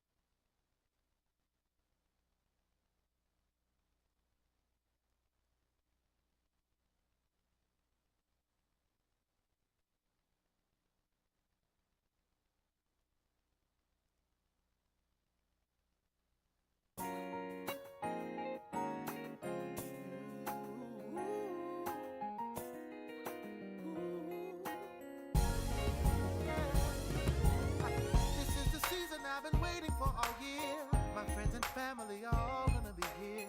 I finally get to Did someone say Christmas? Caution, Christmas is here. Your money dead. Feliz Navidad. Feliz Navidad. Feliz Navidad. Prospero años felicidad. Feliz Navidad. Feliz Navidad. Feliz Navidad. Prospero años felicidad. What I wanna wish you? I wanna wish you a Merry Christmas. I wanna wish you a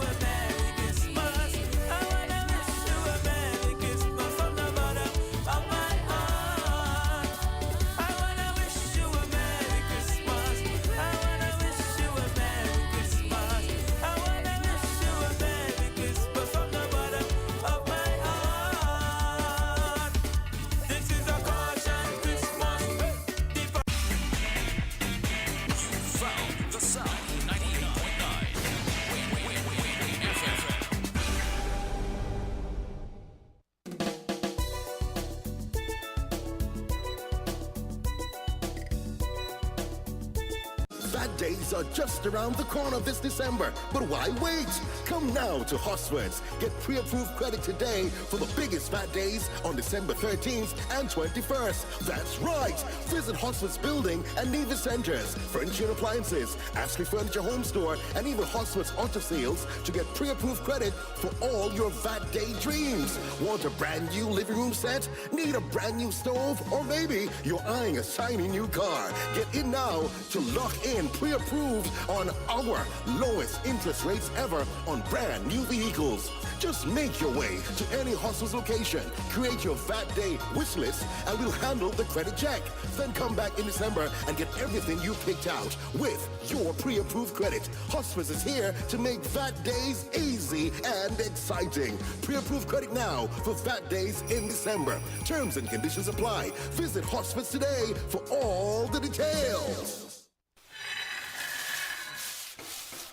Ready to bring fresh color and style into your home? It's the Color and Style Savings Event at Hosford Building and Nevis Centers. Right now, get 25% off all paints and tiles store-wide. Transform any room with vibrant paints or refresh your floors with stunning tiles. And with 25% off, there's no better time to give your space that beautiful upgrade. So head to Hosford's Building and Nevis Centers and make your dream look a reality with 25% off all paints and tiles for a limited time only. Hurry in and paint, tile, and save today at Hosford's.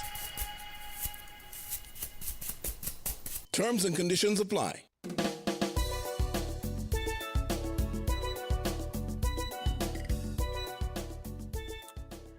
At 12:44, we are back with the second half of today's presentation of Voices. My name is Socrates Sitting, and I hope you guys have been at lunch, enjoyed you a most wonderful one, and that you were updated by the Win FM's midday newscast. Okay, here's what. We're going to start with a song before we go to give it, you just play the sponsor, right? Okay, so let's try the song and then we get into the discussion. You gotta find it? Okay. In the meantime, somebody sent me, one of our viewers or listeners from the US sent me a text about invitation being sent up. There's a text going around inviting people to work on plantations, slave plantations. So she sent me an example. And it says, if I may read, and there are 3 variations. Yes, racist text messages telling people to report to plantations to pick cotton are real. One example.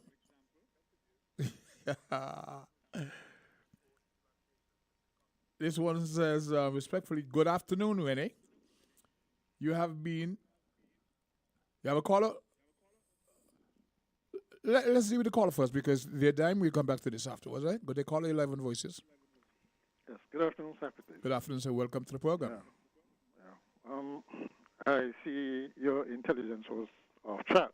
Off track. Insofar as the how the cruise season was going to be shaping up. I love you for a reason. Go ahead, sir. Go ahead. You love what? You love what? I love it for a reason. Oh, okay. All right. Well, so it looked like you're going to have a good season after all. Where did I indicate that it wasn't going to be a good season? Oh, yeah, well, you indicated that the numbers were down as compared to last year. There seemed to have been a lot of gaps in the times when the cruise ships weren't coming in and so on. Well, here's what. We have not seen the normal schedule. We normally, at this time of the year, would have a schedule published by the Department of Tourism. We'll have a copy to know, and we can better gauge. What we have seen so far was a copy from another entity that did not reflect that level in terms of ship calls. So, from another entity, meaning what? Not an official one? Casper. So you're saying it's Casper The one I have is a Ministry of copy Tourism. that somebody sent me from Casper. We have not received the official cruise ship itinerary as yet from tourism. No? So you're saying that this Casper itinerary could be different from the Ministry of Tourism? Sometimes that itinerary? happens. That don't sound right. Sometimes that happens. Let me tell you something. There are times, right, when we depend on the Casper's version because sometimes there's cancellations. In the cruise ship itinerary, that Casper would have the updated version on.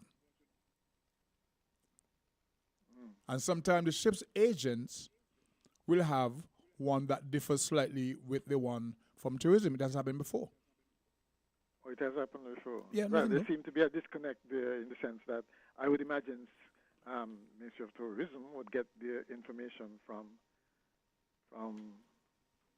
Casper. No? I'm not sure because I really don't know. But there's time. I wouldn't say there's disparity. But okay, so I have a schedule in my hand that says on this given date the ship will show up, but there's a cancellation. The ship's agent will have that updated information and pass it on to us before we get from tourism. So the chain really is that if there's a cancellation, Casper would know before the Ministry of Tourism?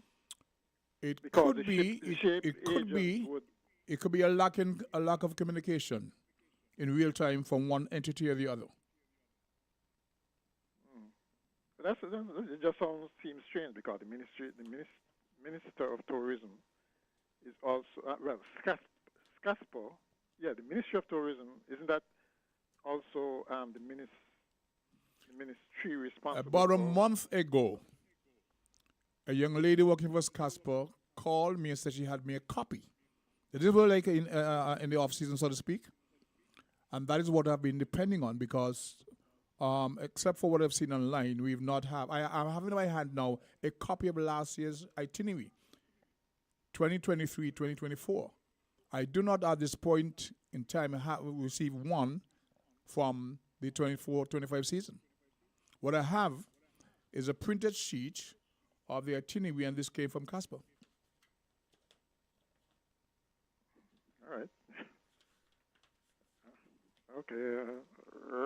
So if what you have reflects an increase over last year's numbers, I'm happy with that. No, I'm going by what was said. That remember you were saying previously that St. Kitts had a marquee status, right? Yes. And the minister actually came on and said we're back to over 1 million. I've heard that, yes. Again, right? Which does suggest that that's a big recovery. From last year? From last year, right? Okay. Significant, huge Oh, recovery. I see your rationale now. I see your... No, but that's what I meant when I said your intelligence was wrong. Okay, okay. I've heard I've heard the remark by the minister. I've not seen anything to verify that, but we have to trust because she's the person at the forefront. So based on she's that, also in charge I of see what you're Casper, saying. so. Yes, I see what you're saying now. Right? Yeah. So I mean, once everything pans out properly, it should be okay insofar as that is concerned. Fingers crossed. Right? Yeah, of course. Because isn't there shipping today? None today, none yesterday, one tomorrow. Let me check my schedule about tomorrow because I have in my hand a copy and I'll tell you what the rest of the week look like. Today is the Friday 9th, Friday 8th. Tomorrow it looks like we're going to have 1, 2, 3, 4. CCL Pride. That's in from 8 to 6, 8 a.m. to 6. Then we have Disney Magic in port from 7 a.m. to 6 p.m. Mindshift That's in from 7:30 until about 8.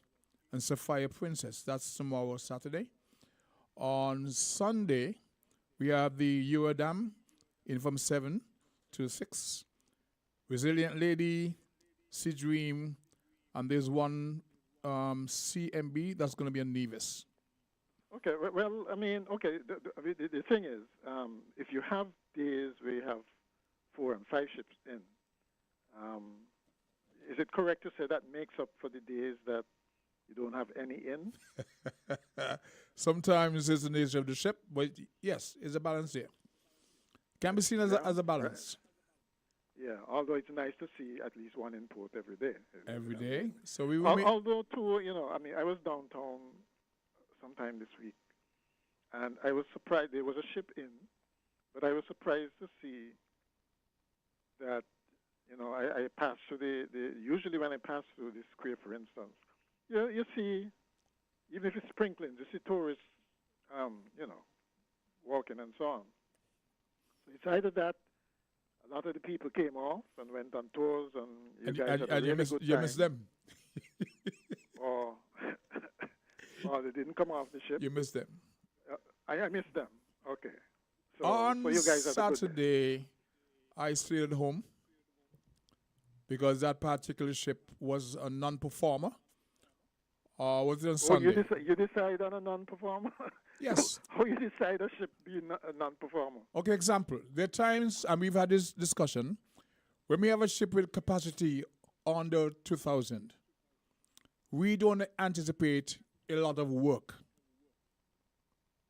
There are some ships, we know them, that's the ship don't show off a lot of work. That is how we categorize them. Some ships, like the Avia, they throw off tons of work, QM2, the certain ships. So I called up from home, Sandy Point, at a certain time, I asked one of the guys dispatching, how are things looking? He said, boy, they better stay home. There was another ship, on a given day, there was some rain that affected the volume of work. Because when you have heavy rains, beachgoers don't really come off later in the day to walk around. Right. So maybe other day that you didn't see that activity, maybe that was that day when you had all the rain, who knows? But some ships, we know them, they don't really perform that well. Some, on the schedule, go to Carambola, so we get nothing downtown. So knowing what happens down there, you cut your cloud accordingly. You got to know your stuff, yeah. Mm-hmm. Yeah, okay, I see what you mean. But all the more reason, as you mentioned, rain, and so you might not be inclined to come off and go. Some days chicken, some days feathers. Yeah, but that tells me one of the things I've been saying for quite some time, which is we should improve the environs of that cruise ship port. Not just Port Zante, but everything around that you can see from the ship. Because if you can see stuff that arouses your curiosity, it would entice you to come off. Even if it's just there, even if it's rainy and so on, and it usually don't pour all day.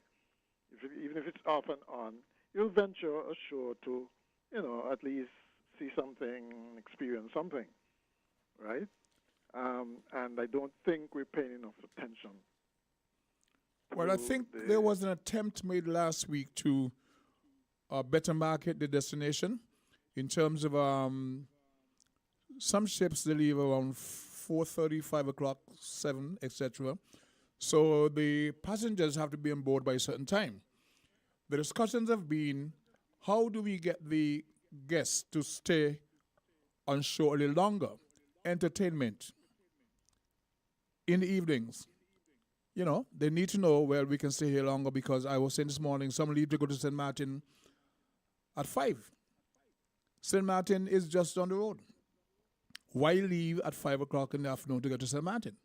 To open, to dock at 7, 8. But there's an issue with that because the ships want to know they can open the tables of the casino in the afternoons, but they can't do so while berth in St. Kitts. They don't have a license to operate the casino here. So they sail off as early as possible, as they can, just beyond the national boundaries, and they open the casinos. But the discussion is how do we entice the passenger to want to stay unsurely longer. I think that was the attempt made last week, where it resulted in some of the merchants on Port Zante threatening to sue the Minister of Tourism because they claimed that there was barbecue grilled on there and the smoke was affected. So I believe that was. But really and truly, that should not have happened there. I don't think, right? Port Zante as it is, that's an attraction in itself, right? You don't enhance it by bringing other stuff in. Put that, to me, that should have been very local and that's what I mean about you can see activities from the ship that would entice you to come off. Put that in another location, Given the layout, what would you recommend? Well, given the, and this might be a bit controversial,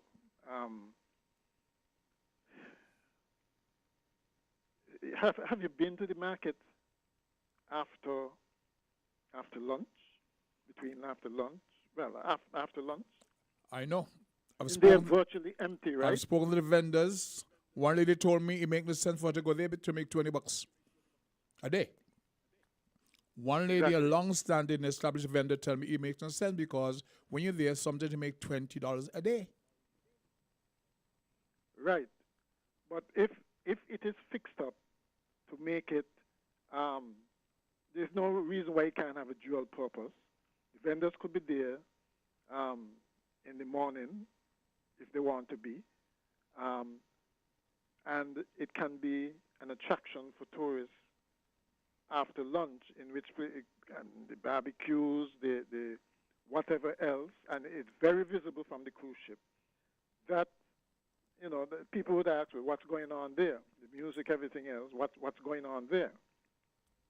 So in then, other words, you take.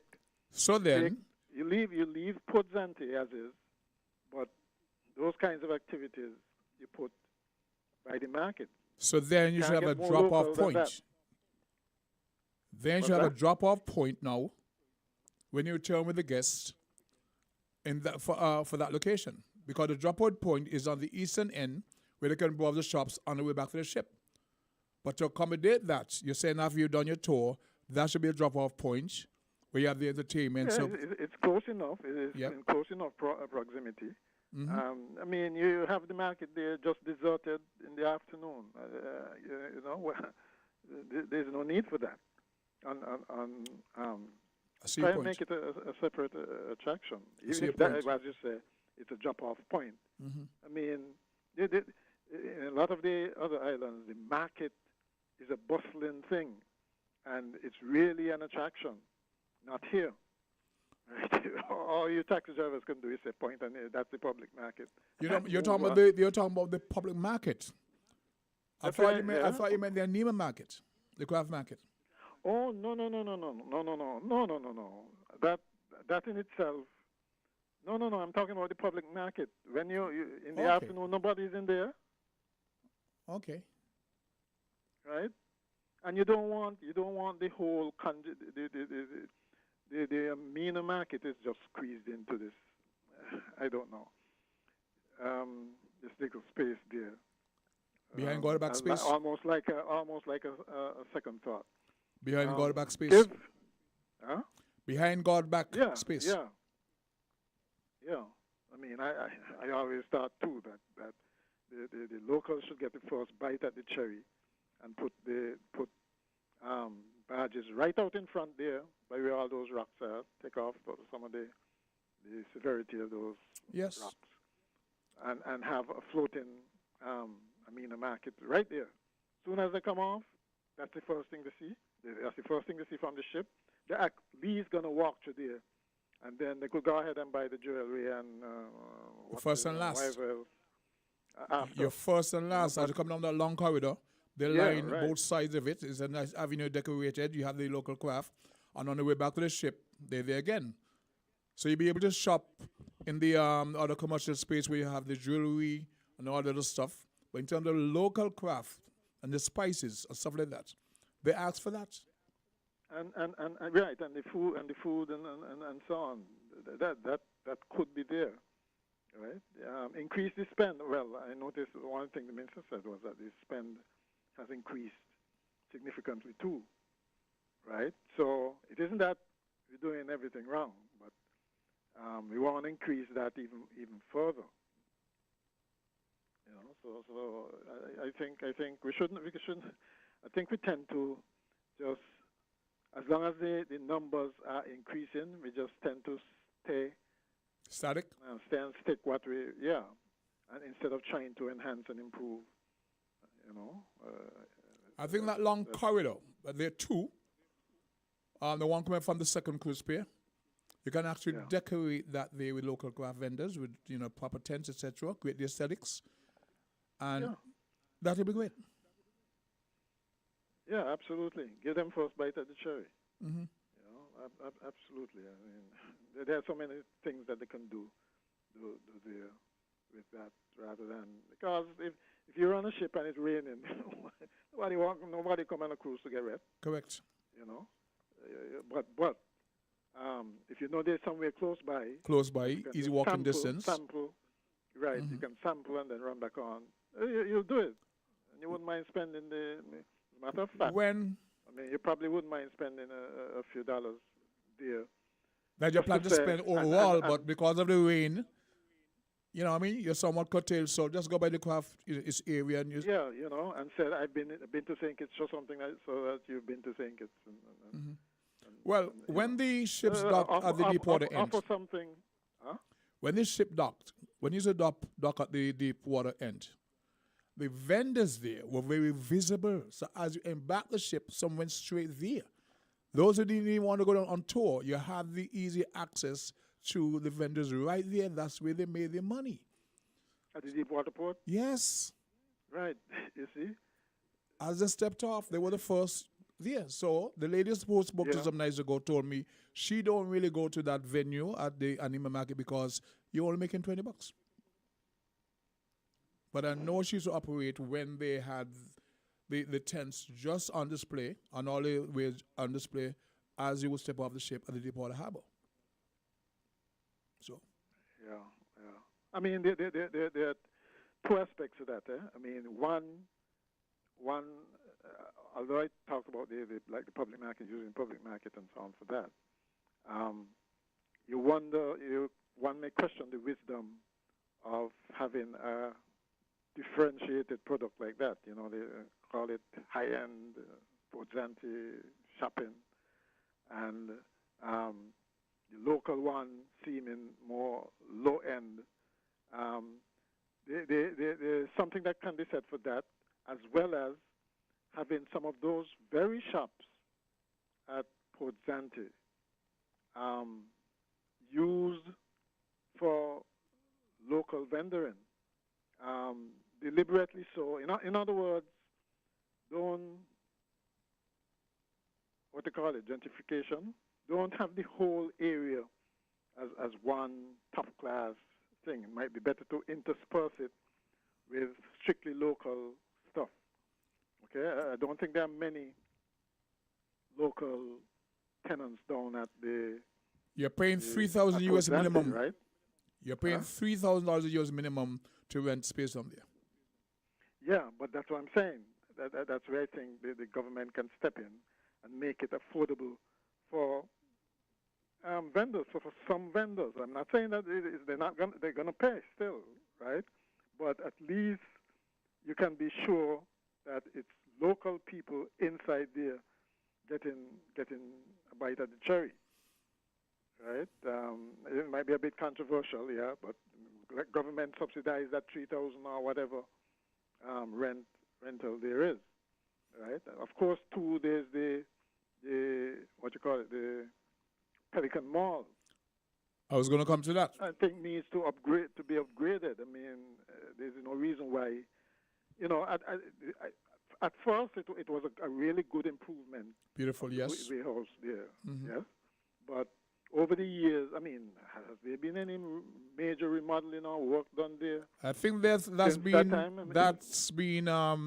entertained at the moment. Remember, the bathrooms are no longer functioning, so we have porta potties, and somebody was complaining. Somebody who's challenged physically challenged. He called me to inquire when are they going to put restroom there to accommodate those with wheelchairs. This person is he had to use the facility. Pardon? The thing is, that is so basic it isn't funny. And I don't know why we keep overlooking something like that. Right?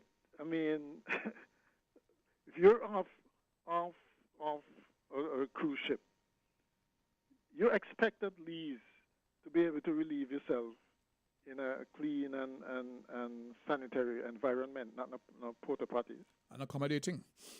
Huh? If you're physically challenged, you have to be accommodating also. Yeah. Yeah, and I mean, we just overlook this as well. What? It's not something that most of the tourists. That should be standard. This is 2024. That should be standard. Yeah. In any kind of planning, you must put that in place. Yeah. This person called me. You know him. I don't need to call his name. But he asked me when and where. So I said, well, they're trying to renovate the entire Pelican Mall and put that in place. He said, but right now, there's no place to go because I went there. I had to struggle to get in that booth. It's very, very hot in there because of the material and all that. And I said, well, I really can't. I couldn't tell him what the schedule, the time frame is to put the restrooms on there. That's a major concern. I guarantee you, anybody on a ship, on a cruise ship, who come off and want to go to a restroom and have to go through those conditions, the memories of the island is not going to be good. Bad report. I'm telling you, regardless of what else there was, the memory will not be good. People tend to remember the bad things more than the good. You know. You're correct. So they should really do something about that as a matter of urgency, as opposed to leaving it for some time down the road. You know. I don't know why it wasn't given priority. But simple things, little things like these really matter. Makes all the difference. Yeah. You know. Not even going to Timothy Hill because what you've done there, a ramp should have been priority. You would think so, right? If you would want to enhance the guest experience, to raise a platform for viewing, where is the ramp for those who are physically challenged? Right. You know, that's true. Basic. Yeah. I mean, the ramp, the viewing platform there is okay. I would have preferred if it was off to the side a bit, and give people the option that currently existed, make the place so famous. Everything is just natural. There's no ramp in the background. The St. Kitts, as it is there, adding the St. Kitts hashtag St. Kitts is okay, except that when you look at it, when you take it, when you're on it and you're taking the picture down the peninsula, you see Nevis Peak in the background. Mm-hmm. So really and truly, it would be nice if for a change. I know you're on St. Kitts, but if you had put St. Kitts and Nevis. I get your point. Right? Because you see, that's what the cameras capture. You can't miss Nevis Peak in the background. You know? And you know, yes, we're too. They market them, so there's a Nevis Tourism Authority and the St. Kitts one. So, yes, sometime next week, right? I'm inviting you to come to the port. Let's do a walkthrough. Look at what changes could be made and make recommendations. Because sometimes we just criticize, but we don't contribute. So I'm inviting you to come to the Port Zante sometime next week, ships in Port or not. Let's walk around, see what idea we can come up with to suggest how our recommendations can better serve the Federation. How about that? Sure, no problem. Let me know when we'll do it. You can get my number from Jamster. We'll do that. Thank you so very much. Appreciate that. And once again, thanks for your contribution. Yeah. All right. Okay, bye. Let's go back downtown Jamster to give our sponsors some credit, and we'll return. WINN is 98.9. 98.9 is Win FM. Here are your Horseman's Value Mart IGA specials. For October 31st, through November 13th. Now, our Value Club Blue Tag specials. IGA or Essential Everyday Microwave Popcorn, just $7.99. Multimeal cereals, just $17.99. Essential Everyday Dry Roasted Peanuts, $12.99. Essential Everyday Cranberry Juice Cocktails, just $8.99 each. Essential Everyday Shredded and Chunk Cheese, $7.99. Blue Bunny Ice Cream, just $22.99. And now, our very low weekly value deals. IGA or Essential Everyday Salad Dressings, $10.99 each. Duncan Hines Cake Mixes, $6.99. IGA or Essential Everyday Mac and Cheese, $2.99. Meatless pasta is just $5.99. Ensure, $8.99. Colgate toothpaste, $7.99. Shop smart, shop Value Mart. Sea listo y haga sus compras aquí en Value Mart.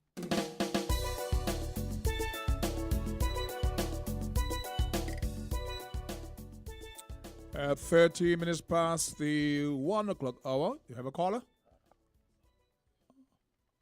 Okay, let's play the song downstairs. Keep talking about it. This is what happens.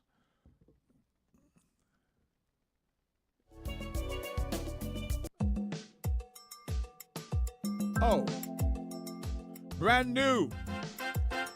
From a brand new Calypsonian. She goes by the name of Lady Legacy. This my country.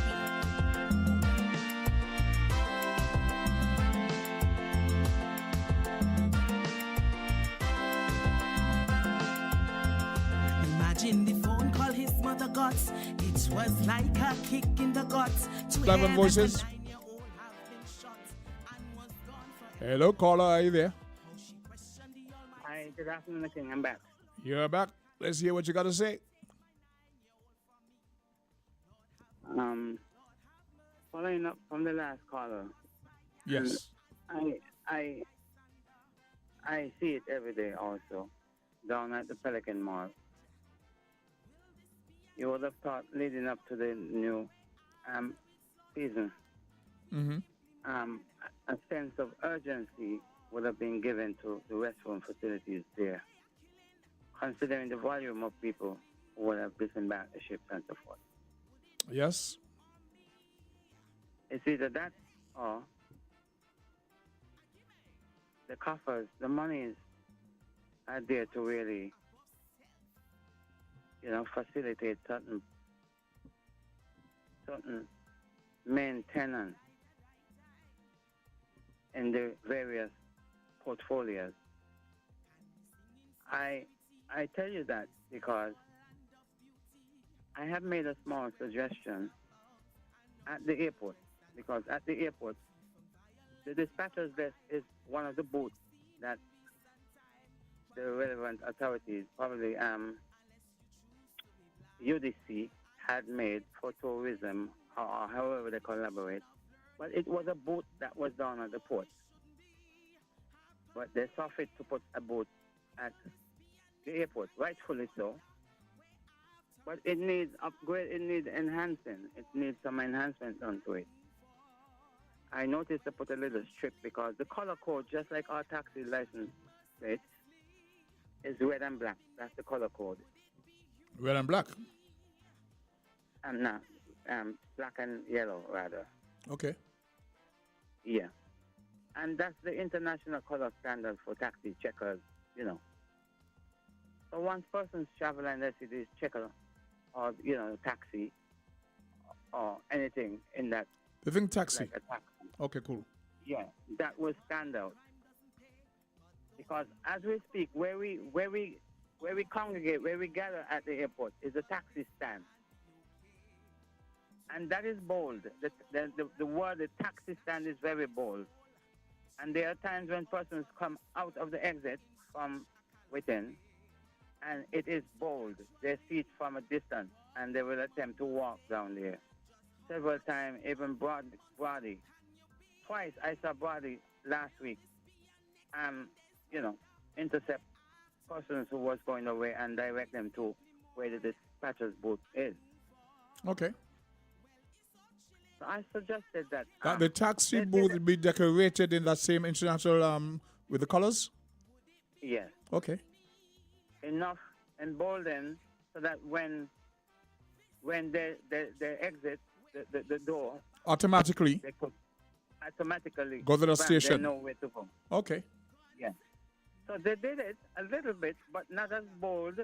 I don't think that they should do it as bold as a taxi stand, but bold enough to appeal to our visitors who just come to the island for the first time. Don't have the wherewithal. They want to be a certain way they can get to the respective. Have you had this hotel. conversation with airport management? I had. You have? Okay.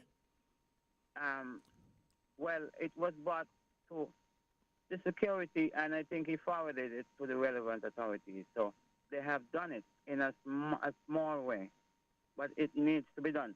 What I was getting out of it, it was not budgeted for, and so the monies are not there to ascertain the material to do so. Okay. So that is why I was saying, I wonder if for the duration of time that the bathrooms was out of commission down here, and knowing it was a sense of urgency down at the port where persons would need the restroom. No, if not ands and no buts about it. And within that window of opportunity, 2 months prior to the start of the season, no one has paid an attention to rectify it. The urgency. I'm wondering if the problem is so enormous that nothing could have been remedied to really. Yeah, but you need to find the money for that. You know, bad with those things. You need to find the money for that. Now, I understand the plan that to renovate the entire Pelican Mall and address the current situation with the restroom. But in the meantime, this is a service that must be addressed with a sense of urgency. Because it reflects bad on all of us. All of us. Because those makeshift things, yes, I could understand you have an open park, an open field, like similar to how the Coney Island, and the open lawns and stuff. I can understand those makeshift things. And like, hey, the guests only are here for one day. So they're not going to be like in the hotel, they come back downtown for the second day and they have to force to use days. It's a one-off. That impression they should not be allowed to leave with, but there's no other option. Yeah. So that needs to be addressed as soon as possible. I guess you say we do the whole mall, so we can't do anything, separate from that because there's a budget for that. But that sense of urgency, that time frame, that timeline, you're working with to address the new season, that should have been a priority, and should still be a priority. They once said to the king, if I was into that business and my mobile restroom was being rented, I feel good. I hear you. I hear you. You're the Calypsonian. You better put your lyrics together for the rented. The rented option is thinking. I see. I see. Mobile or energy. I see, but That's the right moment. I understand the little humor from time to time, but that's really a concern. Not only for our visitors, but for the regular, everyday native person looking for the restroom, because they go there because they have a memory. This was the location. You say, no, you have to go down the corridor, this and that, and you're going to bear it. But that's like not. I said, someone call you. Those who are really challenged by, you know what I mean? Yep. Yeah, those who are really challenged. That's another. Bad enough that they were challenged and they're challenged with the ordinary restroom. Even worse now, you're going in there, it's like an oven, I'm telling you. Yeah. I'm telling you, it's really, really hot in there. So for somebody who's challenged, have to take the time to get in there, accommodate whatever, then get out. It's really, really stressful. He called me and asked me what's going on with that. Yeah. I all right. Thanks for listening. But do appreciate that. So we have these issues that the people observe and want to bring to the attention of the public, and one of the ways is to use the media. But we were trying to give a play to a brand new Calypsonian. When I say brand new, young lady first time into Calypso, and her topic is about how we have it's called. Let's say it's called because it's called Voices. And at the end of the program, we can give that lady some airplay. We'll be happy to do so. Could I call you live on Voices? Yes, Socrates. It's me again. Yes. No, I was listening to the news on Win FM, and it mentioned that the government doing some kind of wind system down, where is that, Port Zante or something like that? I didn't listen. But here's what, we got 7 minutes. Let's give you 3 to 4. Can you get me what you want to say, time frame? Yes, okay, let's hear you. Yes.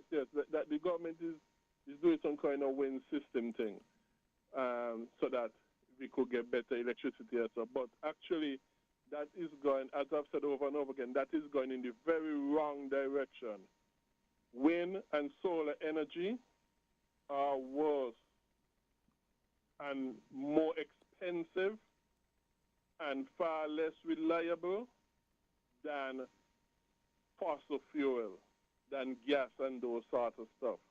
And like I said, if you take the country in that direction, if the government take the country in that direction of these wind and solar energy, what is going to eventually have to happen, as in other countries, you're either going to have to carry up the electricity bill, or two, you're going to have to increase taxes, because like I said, these things are more expensive and less reliable.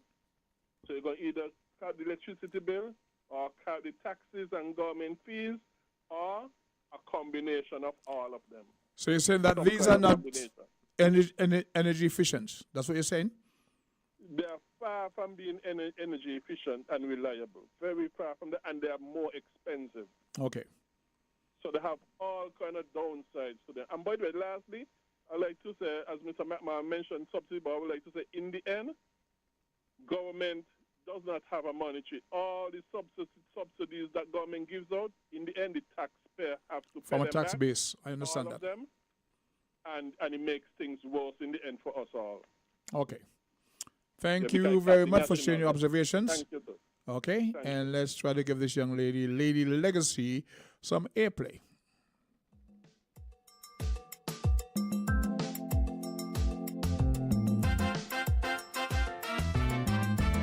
Hi, Lady Legacy. This my country.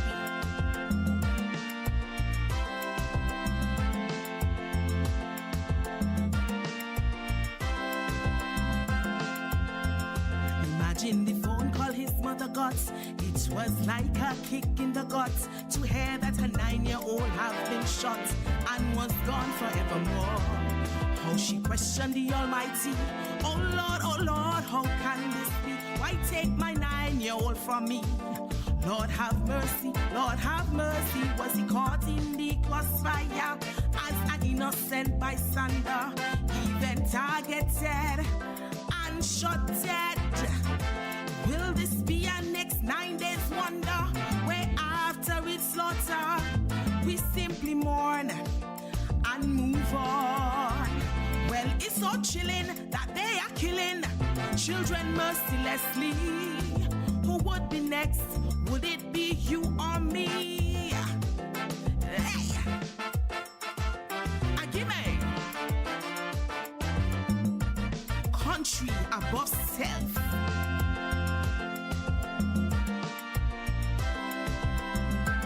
Bye, die.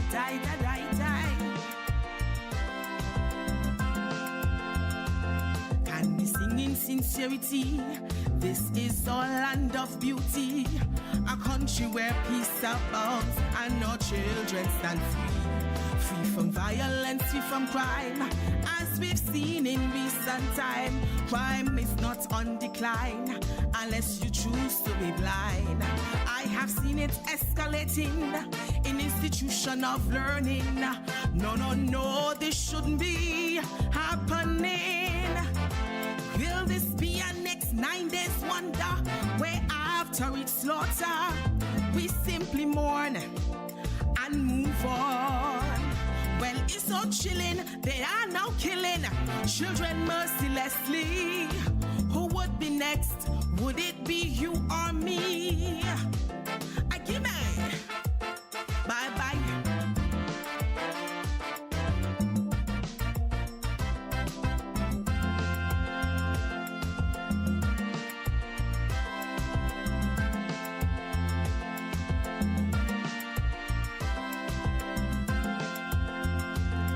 You thought that crime doesn't pay, but those who looking for quick payday often get blown away. But this can't be okay. To look at a 9-year-old, snatch away his soul, take him out of this world in such a callous way. Then so casually walk among us daily. Just how much of a monster can you be? Will this be your next 9 days wonder, where after each slaughter we simply mourn and move on? Well, it's so chilling, they are now killing children mercilessly. Who would be next? Would it be you and me? Yeah. This, my country, where peace shall abide. Guns, knives, or catapult will have no authority coming from Queen Legacy. She's a mother. Huh? It's called quickly. Go to call your level voices. Okay. If you have a chance, please call back. I would say nobody emotes like a mother. And we seem to have become immune over the many years to these violent deaths. I recall there was a time you hear about a shooting, and the question was, he dead? They said, no. People said, that has become an attitude. So she's questioning, will this be just another 9 days wonder? And one of the Calypsonians, new, emerging, will be featured in the Legends Calypso 10 over the next weekend. So we have some other young Calypsonians doing their very own thing. So for the first time in 24 years, the Legend will be a week delayed in terms of their schedule of launch, of the 10th launch. And quickly, if you may read what I was saying earlier about text going around inviting black people to the Black Plantation. One says, good afternoon, Winnie. You have been chosen to pick cotton at your nearest plantation. Be ready by 10 a.m. with all your possessions, your personal items and possessions, because you will never see them again. We will pick you up in a white bus. You will be checked for drugs and other substances. Once you make it here, you will be brought to your designated area. You are in the group of 10B. And this is a variation of the text that's going on, inviting people to show up at locations, to be taken to plantations to pick cotton. It's a happening thing now in the U.S. Malice, racial thing, I don't know.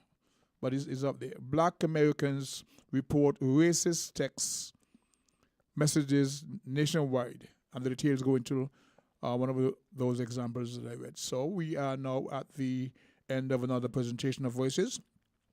It's Friday, the 8th day of November, as we cruise into what I hope is to be a peaceful and eventual weekend. We want to wish you the rest of a brighter tomorrow. Hey, Brenda, Rosemary, all the folks who made this possible, thank you once again.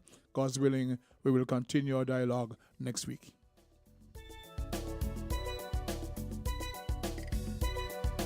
It's a very merry triple cashback grab and win at Horsford's Furniture and Appliances and Ashley Furniture Home Store. Thousands of dollars in cashback coupons are up for grabs this triple cashback season. That's right. Every higher purchase customer gets triple cashback on every FlexPay purchase and a chance to grab thousands of dollars in free groceries with our triple cashback grab and win promotion. Imagine this. Free groceries for a whole year, or a stylish 4-piece living room set. And that's not all. Every higher purchase customer gets their shot at winning big.